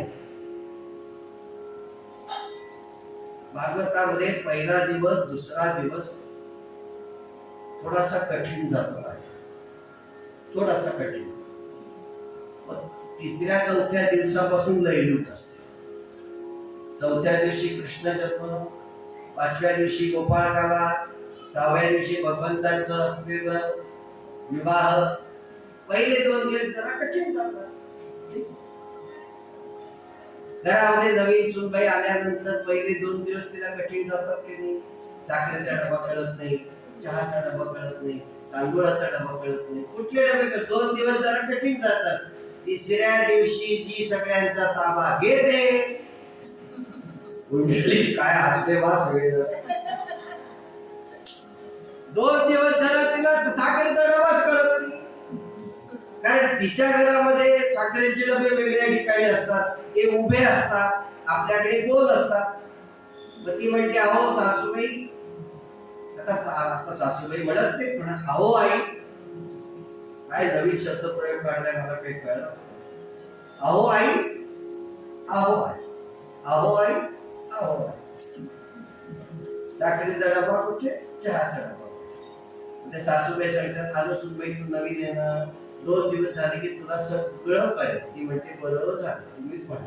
कुंडली महत्त्वाची सृष्टी तयार केली, अहंकाराची सृष्टी तयार केली की ज्याच्यामध्ये ज्ञानेंद्रिय कर्मेंद्रिय राहतात. भूत सर्गाची सृष्टी तयार केली, इंद्रियाची सृष्टी तयार केली, ज्याच्यामध्ये जल, वायू, अग्नी, पृथ्वी राहतात. सात्विक अहंकारापासून इंद्रियाधिष्ठित देवता तिथे राहतात, ती सृष्टी तयार केली. अविद्या सृष्टी तयार केली, त्याच्यामध्ये तम आहे, मोह आहे. वैकृत सृष्टी तयार केली, तिर्यक सृष्टी तयार केली, पशु पक्ष्यांची.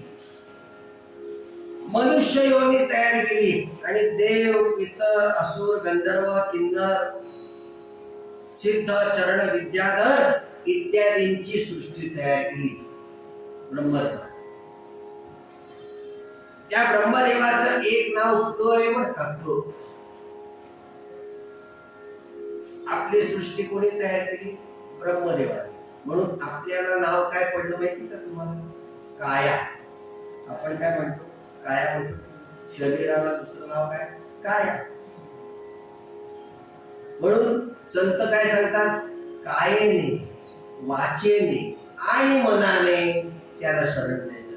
काया वाचा मने.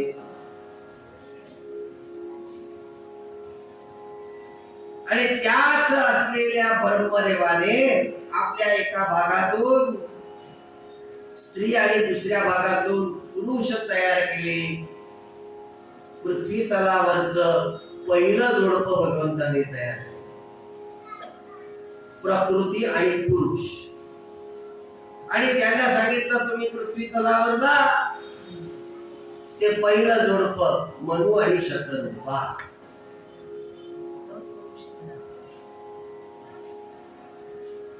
आणि त्यांना सांगितलं पृथ्वी तलावर जा, पण पृथ्वी होती कुठे?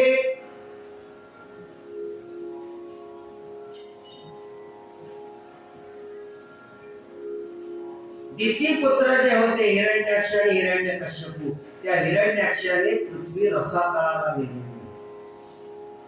मी पहिल्या दिवशी आपल्याला सांगितलं होतं, अनेक असलेल्या पुराणांचं एकत्रीकरण श्रीमद भागवतात. म्हणून भगवंताने अवतार घेतला, वराह अवतार. आता मागच्या आठवड्यामध्ये वराह जयंती आपण केली. भगवंताने वराह अवतार घेतला आणि त्या जी समुद्रामध्ये उडी मारली ते हिरण्याक्षाचं आणि भगवंताचं युद्ध झालं. हिरण्याक्ष तिथे मारला गेला. तो कसा, कुठे, केव्हा मारला गेला, त्याचं पुढे काय झालं, त्या हिरण्यकश्यपूचं काय झालं ते उद्याला विचारलं, परवा विचारलं तर चालेल. पुढे कथाभाग येणार. आणि ती पृथ्वीवरती आहे. झाली शतरूपा आणि स्वयंभू मनुचा त्या ठिकाणी संसार सुरू झाला. आता संसार सुरू झाल्यानंतर संसार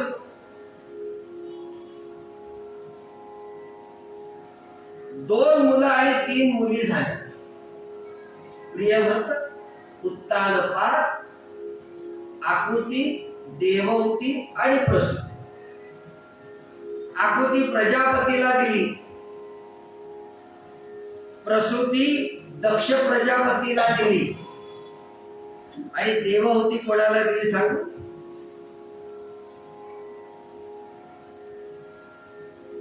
पृथ्वी तलावर कर्दम नावाचे ऋषी. आपला संसार चांगला व्हावा म्हणून ते त्या ठिकाणी अनुष्ठान करत होते. मला सुंदर पत्नी मिळावी म्हणून, सुस्वरूप पत्नी मिळावी.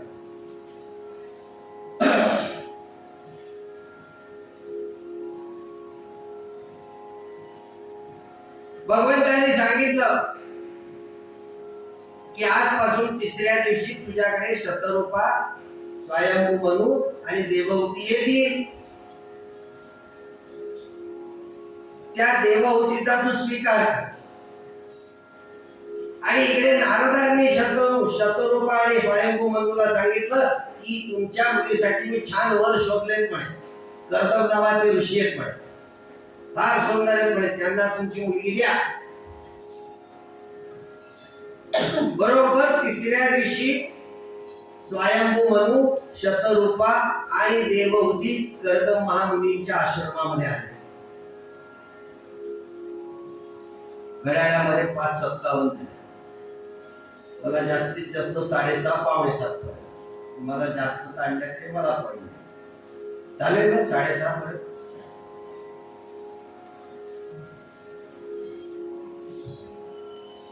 आणि कर्दम महामुनींनी 3 आसनं टाकली तिथे.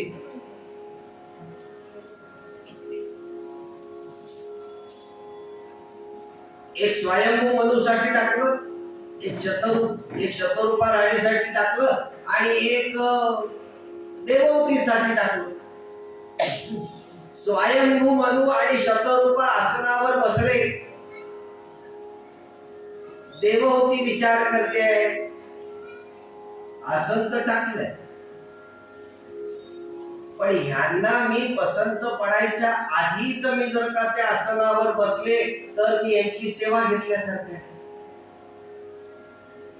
आणि मी जर का त्या आसनावर बसले नाही तर मी यांचा अवहेर केल्यासारखं आहे. आत्ताची आपली मुलगी असती तर डायरेक्ट जाऊन बसली, वा काय सुंदर सोपा आहे. देवहूतीने काय केलं, जमिनीवर बसल्या आणि आपला उजवा हात त्या आसनावर ठेवला. म्हणजे मी आसन ग्रहण पण केलं आणि आपला अवहेर पण केला नाही. याला म्हणतात संस्कृती, याला म्हणतात संस्कार. आपण आपल्या पाल्यांवर कसे संस्कार करतो हे आपण. मी इथे काय घडलं ते मी तुम्हाला सांगते.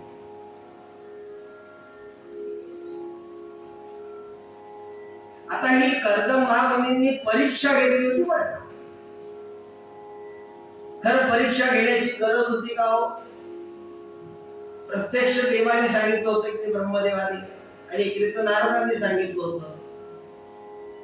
पण परीक्षा घ्यावी लागते लक्षात. आपण ज्या वेळेला या माया जाळामध्ये येतो ना त्यावेळेला आपण प्रत्येक वेळेला क्षणोक्षणी आपल्याकडे परीक्षा चालू असते.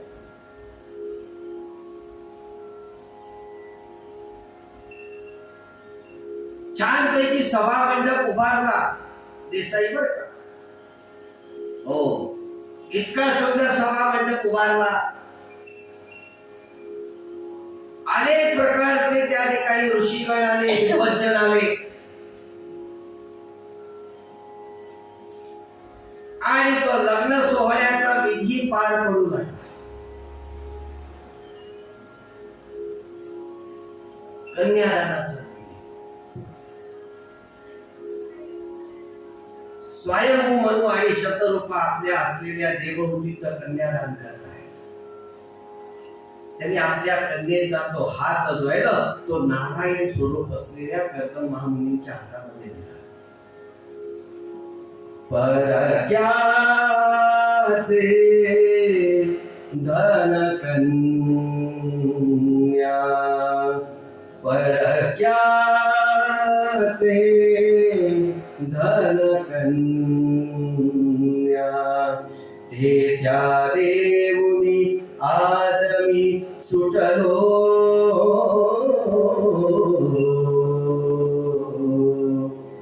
ठेव जशी मालकाची, मी त्या देऊनी ऋणातुनी फिटलो.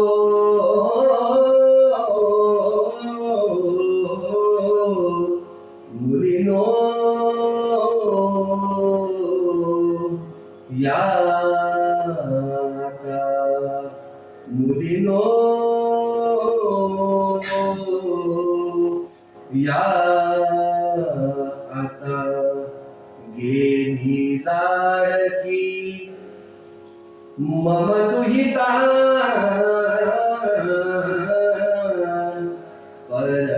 परक्याचे धन कन्या.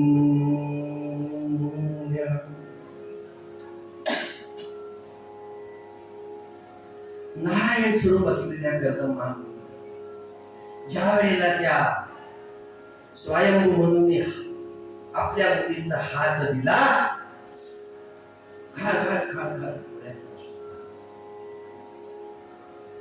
सज्जन हो, आपल्याकडे प्रथा आहे, जे वर जे असतात ते नारायण स्वरूप असतात आणि जी वधू जी असते ना ती लक्ष्मी स्वरूप असते. म्हणून आपल्याकडे लक्ष्मी पूजन करण्याचा प्रभाव आहे. याला म्हणतात संस्कृती.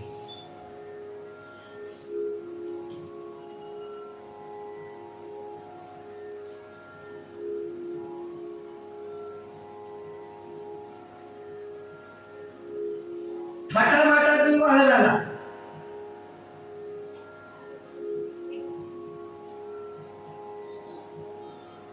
आणि तो विवाहाच्या वेळी सांगितलं की मी मुलगा झाल्यानंतर मी यात्रेला जाणार. पण कर्दमा मुलींना आणि देवहूतीला 9 मुली झाल्या. 9. पहिली मुली झाली आणि सांगितलं की मी निघणार. ते म्हणाले त्या मुलीचं कन्यादान कोण करणार?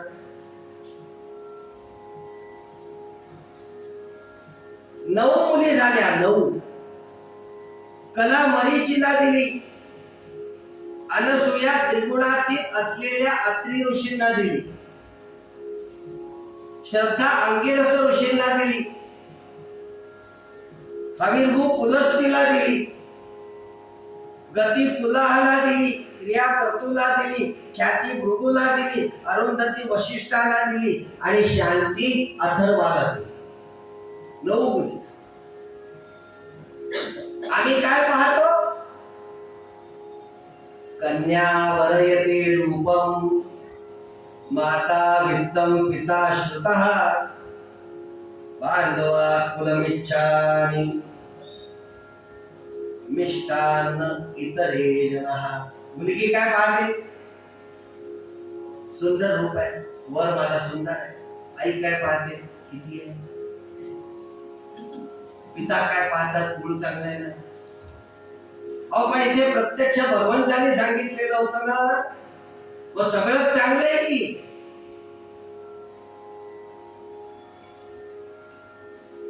सज्जनो, एक लक्षात घ्या,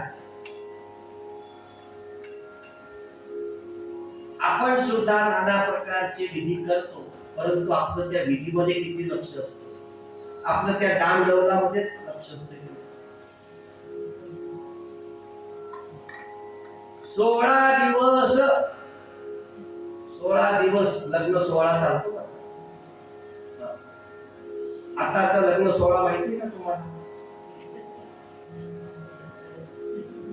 सकाळी धामधूम, दुपारी टामटूम आणि संध्याकाळी सामसूम. कळत सुद्धा नाही. काही नाही. खिशामध्ये फक्त तुम्ही एटीएम कार्ड ठेवा. आता एटीएम कार्डाची गरज नाही. मोबाईल मध्ये तुमच्या बँकेमध्ये जीपे ठेवा.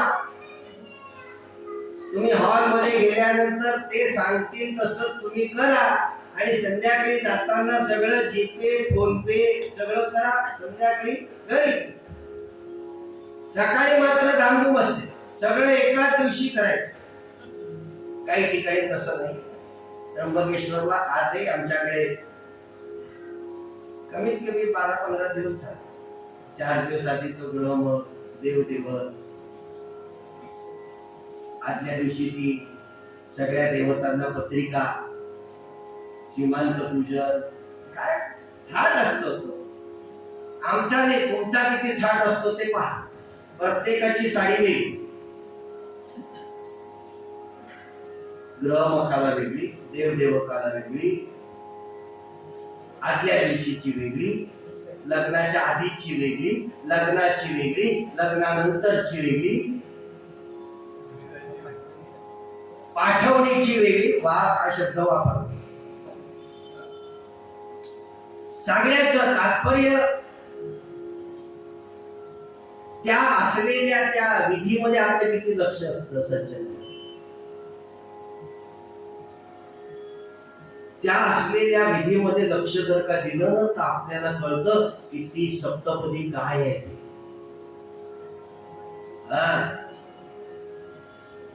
ती 7 पावलं कशाची आहे, कोणी कोणाला कसं वचन द्यायचं असतं, अशी ती 7 पावलं आहे.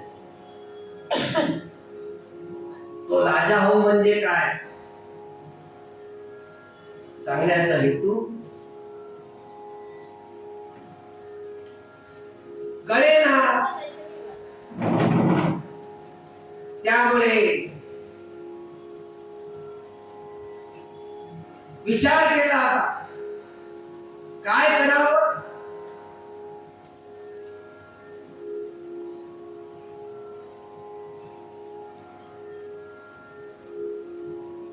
एका छान अशा ऋषींचा जन्म झाला.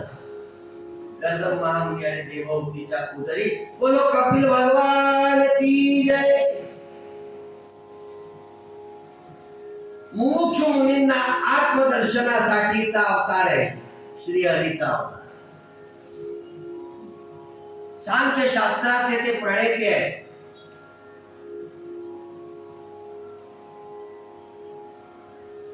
भगवंताला कळलं, गर्दम महामुनींना कळलं की हेच ते, यासाठी केला होता अट्टास. श्रवणम कीर्तनम स्मरणम पादसेवनम अर्चनम वंदनम दास्यम सख्यम आत्मनिवेदनम. नवविधा भक्ती काय ती म्हणतात ती हीच.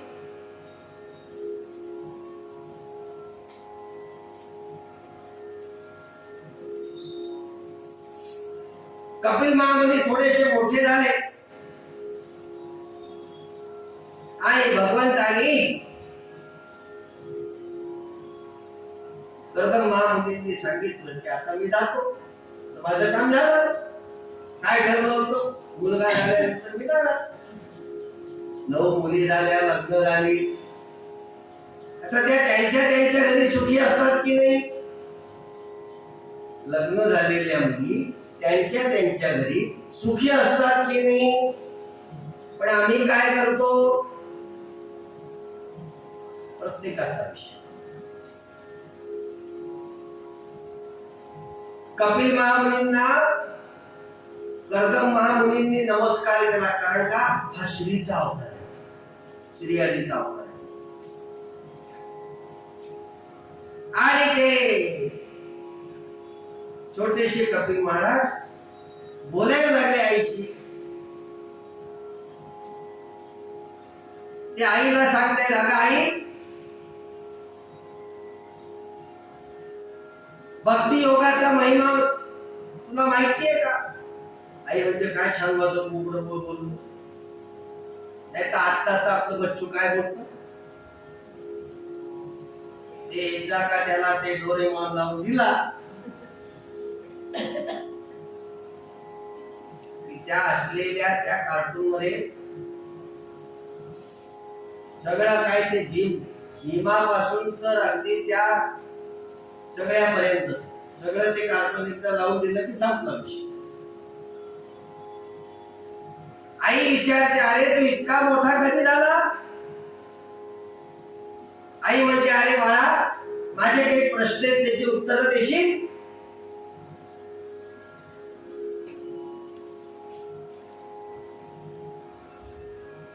संत संगती मनावर काय परिणाम करते.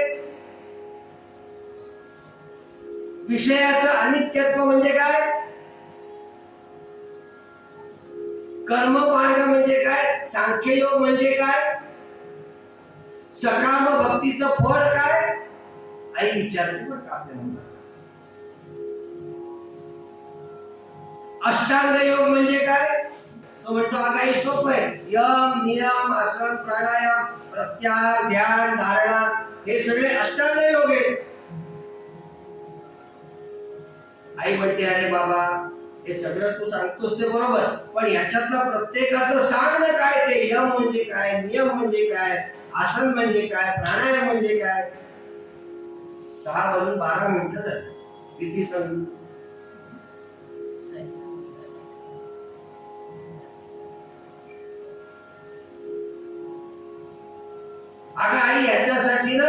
आपल्याला संतांची कृपा लागते.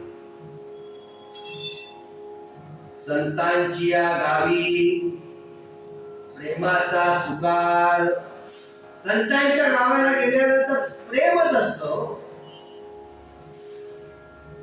म्हणून आमचे नाथ महाराज सांगतात की नाही, माझे माहेर पंढरी आहे ईवरेच्या तेरी.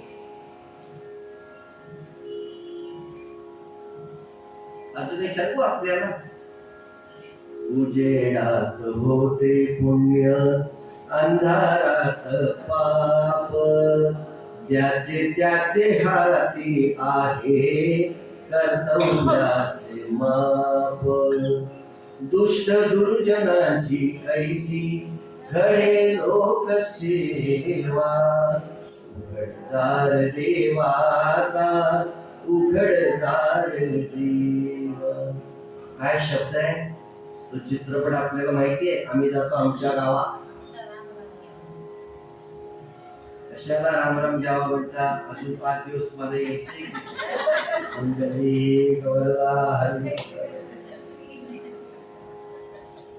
तो चित्रपट आठवा, तो प्रसंग आठवा. ती चाललेली त्या दत्ताची पूजा आठवा. देहाची तिजोरी, आपण काय म्हणतो देवाची तिजोरी नाही, देहाची तिजोरी भक्तीचाच ठेवा.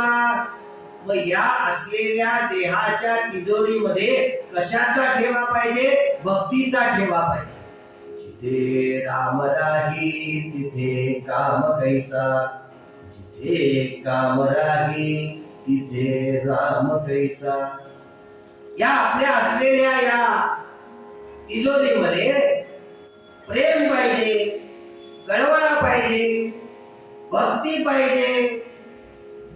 ही ज्या वेळेला इथे बसते ना, त्यावेळेला त्याची प्राप्ती होते. बच्चू सांगताय, कपिल महापती सांगतात आगाईला, आगाई असत्याच्या दिशेने आपण चाललोय, पण कुठे जायला? सत्याचा मार्ग शोधायला. सकाळी उठल्यापासून संध्याकाळपर्यंत आपण किती वेळेला सत्य बोलतो याचा विचार अंथरुणावर पडल्यानंतर आपण करा. म्हणजे आपल्याला आपलं कळेल आणि आपण काय शोधायला चाललो? सत्य शोधायला. कुठल्या मार्गावरून? असत्याच्या मार्गावर. सापडेल का हो सत्य तिथे? सत्य तू सत्य तू सत्य तू विठ्ठला म्हणतो.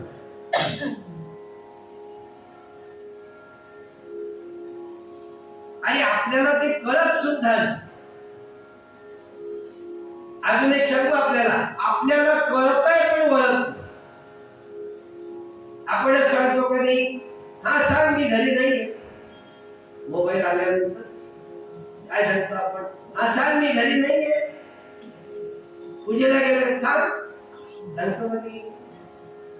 अहो हे घरात नाहीये. घरात असतात तरी आपण काय सांगतो? हे घरात नाहीये. अहो त्यांच्या चपला दिसतायत बाहेर. अहो ते आज बूट घालून गेले वॉकिंगला. कुंडली. म्हणजे आपण किती वेळेला सत्य बोलतो. जे उपजे आणि नाशे ते माया वश दिसे, एरवी तत्वता वस्तू जे असे ते अविनाशी. ही सगळी माया आहे. कपिल महामुनी सांगतायत आईला, अगं आई ही सगळी माया आहे ग. आणि या मायेमध्ये आपण इतके गुरफटलेलो आहोत की आपल्याला कोणत्या कर्म केल्यानंतर काय प्राप्त होईल हेच कळत नाही. सकाम भक्ती आपण कधी करणार? काय म्हणजे सकाम भक्ती? भगवंताशी एकरूप होणे म्हणजे सकाम भक्ती. कोणत्याही फळाची अपेक्षा न करता भगवंताची प्राप्ती करून घ्यायची. मग तुम्ही म्हणाल मग हे कशासाठी करायचे? अरे तू ज्या वेळेला पृथ्वी तलावर आला त्यावेळेला काही घेऊन आला होता का? काही आणलं होतं का? डबोलं? अरे तुला तू ज्या वेळेला मातेच्या उदरातून बाहेर पडला त्यावेळेला तुला जुन्या कपड्यात गुंडाळलं जातं, नवीन कपडा नाही घेत. ते दुपट किती असतं, जुनं असतं का नाही? नवीन आपण बाजारात आणतो त्याच्यात गुंडाळतो, जुन्या असलेल्या दुपट्यामध्ये गुंडाळलं जातं. परंतु आधी येताना काही घेऊन आला होता का? उंची वस्त्र, नवीन लंगोट काही घेऊन आला होता का? हे नाही. नंगे आए नंगे जाए, साथ नहीं कफना, समझ मन कोई नहीं अपना. ही इडलिंबूची आहे, हे आज सांगावं लागतं. आ ई ई त्याला दीर्घ ई असं म्हणतात. पहिली वेलांटी त्याला ह्रस्व वेलांटी म्हणतात आणि दुसरी वेलांटी त्याला दीर्घ वेलांटी म्हणतात. सुदीर्घ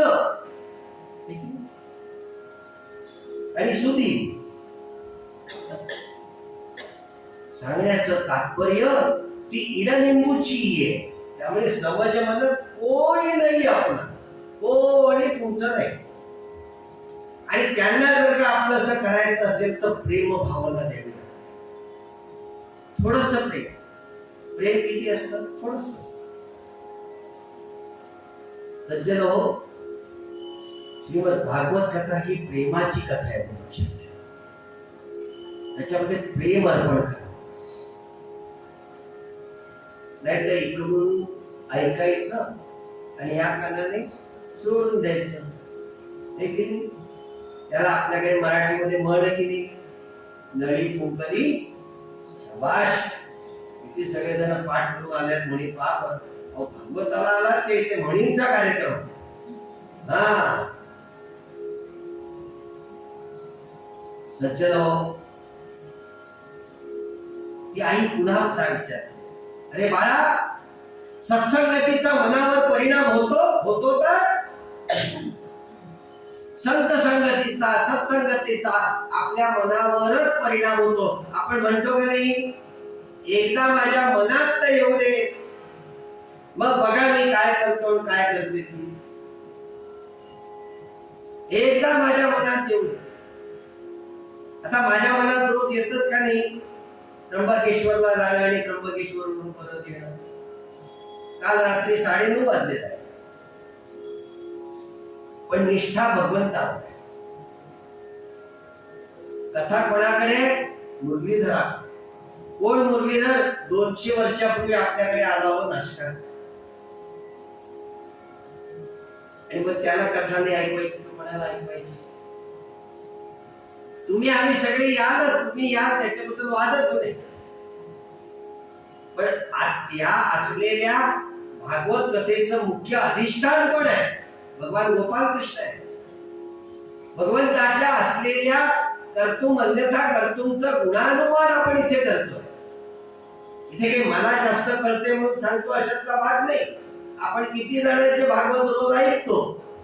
युट्यूबला नुसतं भागवत सर्च केलं तर हजारो भागवत आपल्याला सापडतात. मग इथे का आला?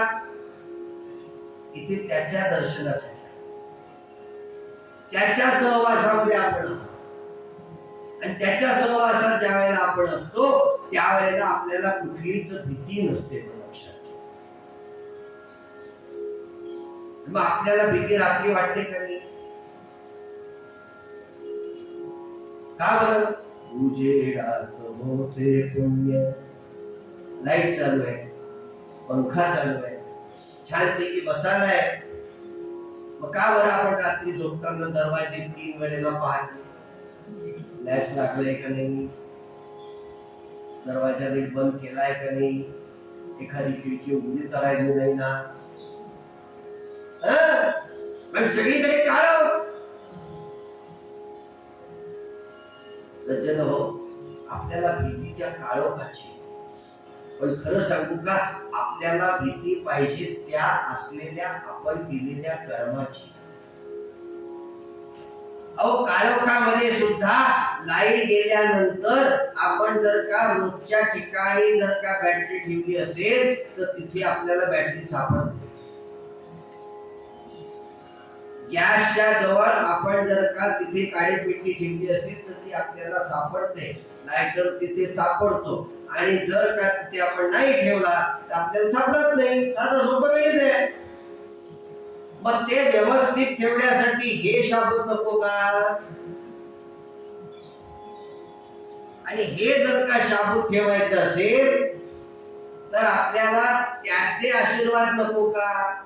मग त्याचे आशीर्वाद जर का पाहिजे असतील तर संतांनी सांगितलेल्या वाटेवर चालायला नको का? म्हणून संत संगती महत्वाची.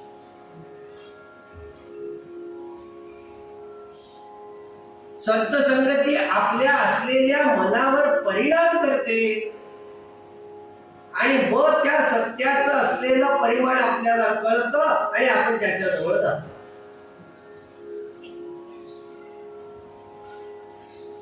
विषयाचं अनित्यत्व म्हणजे काय विचार? काय म्हणजे विषयाचं अनित्यत्व? आपण किती विषय भोगाच्या मागे लागतो? परवाच्या दिवशी मी आपल्याला सांगितलं, का नाही सांगितलं? ऊस गोड लागला म्हणून आपण कितीपर्यंत खातो? जोपर्यंत माती लागत नाही तोपर्यंत. माती लागली की टाकून देतो का नाही? मग त्या विषयांच्या आहारी आपण किती जायचं? मग समजा आपण त्या विषयांच्या आहारी गेलो की आपल्याला व्याधी जडतात. शुगर वाढली, डॉक्टर म्हणाले शुगर वाढली, जाऊ नका बाहेर. पण आम्ही काय ऐकत नाही. आम्ही जातो आणि नाही ती संकट ओढावून घेतो. सांगण्याचं तात्पर्य आपण किती विषयांच्या अधीन जायचं. आधी नियम तर करा, पण तो नियम आपल्याला करायचा आहे की इच्छा तर मनामध्ये आणा. आपण जोपर्यंत ती इच्छा मनामध्ये आणत नाही ना तोपर्यंत आपल्याकडून नियम काही होत नाही. आधी इच्छा असावी लागते, म्हणून त्याला शुभेच्छा असं म्हटलं. इच्छा दोन प्रकारच्या आहेत, चांगली आणि वाईट. चांगली इच्छा भगवंताच्या संत संगतीच्या सहवासामध्ये मिळते. जर का त्याच्या सहवासात गेलो तर आपल्याला छान इच्छा प्राप्त होते. काय सुंदर भागवत आहे, ऐकायला तर जायला पाहिजे. महाराज दिसतात छान, चष्मा छान दिसतो, शाल चांगली घेतलेली आहे, जाऊन बघू तर खरी, ऐकू तर खरी.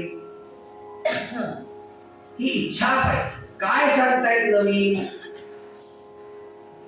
मी सांगितलं आपल्याला श्रीमद भागवत हे प्रवाही आहे. इथे सांगणारे थकले नाहीत आणि ऐकणारेही थकले नाही. पण आपण ज्या ठिकाणी ही भागवत कथा सुरू आहे ती नाशिक क्षेत्राच्या ठिकाणी तपोवनामध्ये गंगेच्या काठावर आणि त्या मुरलीधर मंदिरामध्ये. मी पहिल्या दिवशी आलो त्यावेळेला त्या मुरलीधराकडे पाहिल्यानंतर असं वाटलं काय भाग्य आहे. त्या गंगेला रोज मुरलीधराचं दर्शन आणि त्या मुरलीधराला रोज गंगेचं दर्शन. नाही तर आम्ही गंगेच्या काठावर आहोत पण गंगेचं दर्शन काही नाही. आमच्याकडे नळाला पाणी गंगेचंच येतं.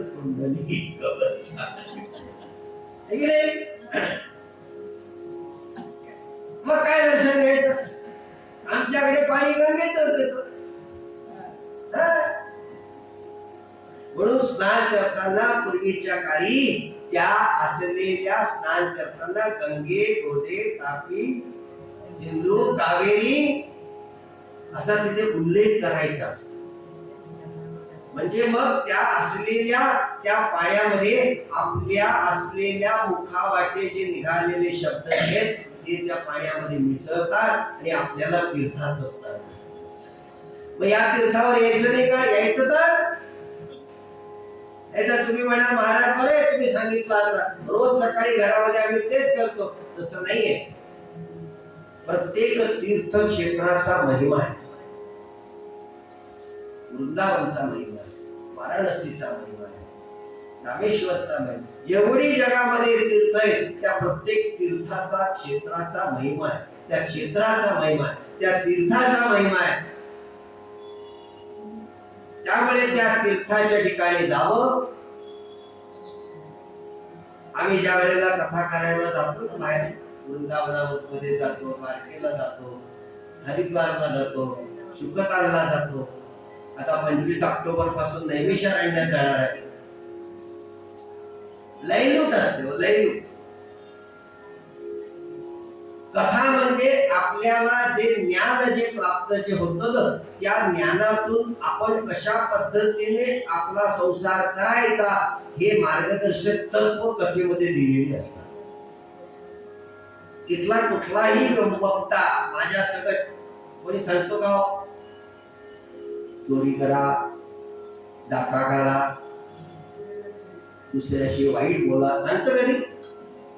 कारण त्यांच्या मुखातून ते शब्द बाहेर पडणार नाही, कारण ते त्या असलेल्या ग्रंथामध्ये नाही.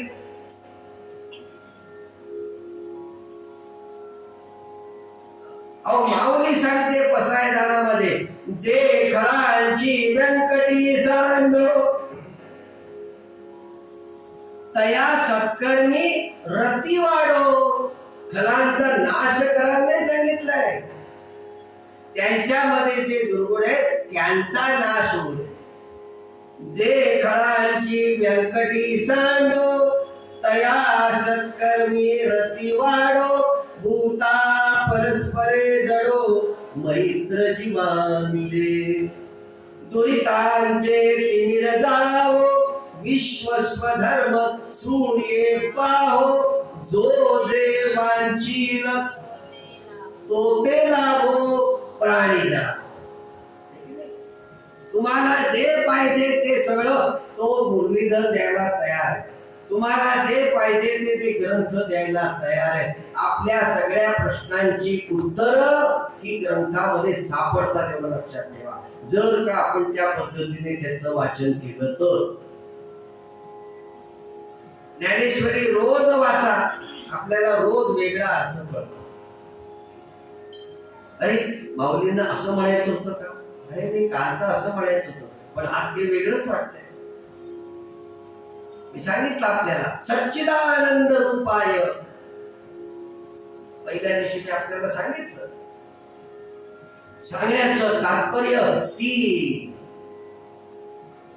कपिल महामुनींची आई ती विचारते एक प्रश्न, आणि कपिल महामुनीच्या असलेल्या भावनेने सांगतायत ना, कौतुक वाटलं. काय आपला मुलगा तयार, आईला कौतुक वाटते. आपला मुलगा किती तयार. आणि हे ज्या वेळेला ती सांगते त्यावेळेला सज्जन हो, कपिल गीता तयार झाली. भक्ती योगाचा महिमा तयार झाला. कपिल गीता आहे. आणि सांख्य शास्त्राचे त्यांना प्रणेते म्हटलेले, उद्गाते म्हटलेले, प्रणेते म्हटलेले. वासुदेवे भगवते भक्ती योग प्रयोजिता. भगवान कपिल महामुनींनी योग मार्गाचा अवलंब केला आणि समाधिस्थ झाले ईशान्य दिशेत. इथे तिसरा स्कंद पूर्ण झाला. आता उद्यापासून आपण प्रियव्रत, उत्तानपाद, आकृती आणि प्रजापती यांची संतती, आणि अर्थातच कुठल्या कुठल्या मुलींना काय काय झाले, कोण कोण पुत्र झाले, कोण कोण ऋषीवर झाले,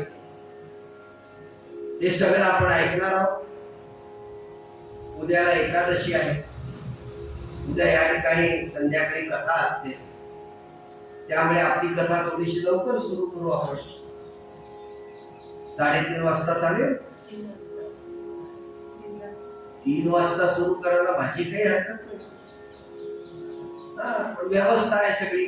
आज सगळ्यांकडचे गौरी गणपती महालक्ष्म्या, आज सगळे विसर्जन होणार, यायला उशीर होणार, मला काही प्रॉब्लेम नाही.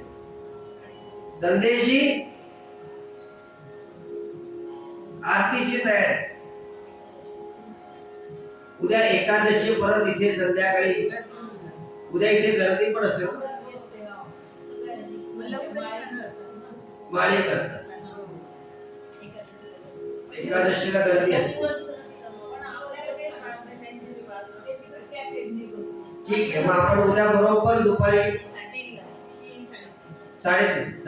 3:30 ला बरोबर उद्या व्यासपीठावर सुरुवात करू आपण. 3:30 ते 5:30 उद्याला कथा होईल आणि मग 5:30 वाजता इथे जे 6 वाजता कीर्तन आहे त्याची सगळी तयारी असेल. उद्या बरोबर 3:30 ते 5:30 कथा होईल. उद्याला बरोबर आपण इथे 3:30 3:20-25 ला या. 3:30 ला कथा आपण सुरू करू. काय आता थोडस भगवंताचं नामस्मरण करूया. आरती होईल आणि प्रसाद आपल्या सगळ्यांना दिले. ओम नमो भगवते वासुदेवाय. ओम नमो भगवते वासुदेवाय. ओम नमो भगवते वासुदेवाय. ओम नमो भगवते वासुदेवाय. ओम नमो भगवते वासुदेवाय. ओम नमो भगवते वासुदेवाय. ओम नमो भगवते वासुदेवाय. ओम नमो भगवते वासुदेवाय. ओम नमो भगवते वासुदेवाय. ओम नमो भगवते वासुदेवाय. ओम नमो भगवते वासुदेवाय. भगवान गोपाल कृष्ण महाराज की जय. मुरलीधर महाराज की जय. उद्या एकादशी आहे. भागवताच्या प्रथेप्रमाणे 4थ्या दिवशी कृष्ण जन्म असतो. त्यामुळे परवाच्या दिवशी कृष्ण जन्म होईल. म्हणजेच गुरुवारी कृष्ण जन्म होईल. शुक्रवारी गोवर्धन काला होईल. अन्नकोट असतो ज्याला आपण अन्नकोट 56 भोग म्हणतात की इथे करतात अन्नकोट.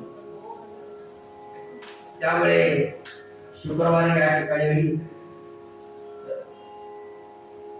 शनिवारी अर्थातच अनंत चतुर्दशीच्या दिवशी भगवंताचं छानपैकी विवाह सोहळा होईल. आणि झाले आजचे तर 2 दिवस झाले. आता फक्त 5 दिवस शिल्लक. आणि जशी जशी कथा पुढे जाईल तसं तसं आपल्याला सांगण्यात येईल. संदेशजींची माझं बोलणं झालेलं आहे. ते उद्याला आपल्याला सांगतीलच कशा पद्धतीने. आणि अर्थात आपल्या सर्वांना माहिती आहे इथे आपण कथेला नेहमी येत असतात. त्यामुळे उद्याचे दिवस कथा 3:30 ते 5:30 होईल. परवापासून मात्र आपण, कारण परवापासून लयलूट आहे भगवंताच्या कथेची. ज्या वेळेला भगवंताचा जन्म सोहळा आपण करतो ना त्यावेळेला भगवंतापासूनच्या असलेल्या त्या लीलांचं वर्णन, त्याच्या असलेल्या संकीर्तनांचं वर्णन हे ज्या वेळेला आपण ऐकतो ना त्यावेळेला फार मजा येते. त्यामुळे उद्या बरोबर 3:30 वाजता या ठिकाणी आपण यावं या आदराची विनंती. माझ्या वाणीला मी विराम देतो आणि आरती या ठिकाणी होईल. आरती झाल्यानंतर आरती आणि प्रसाद आपल्या सर्वांना या ठिकाणी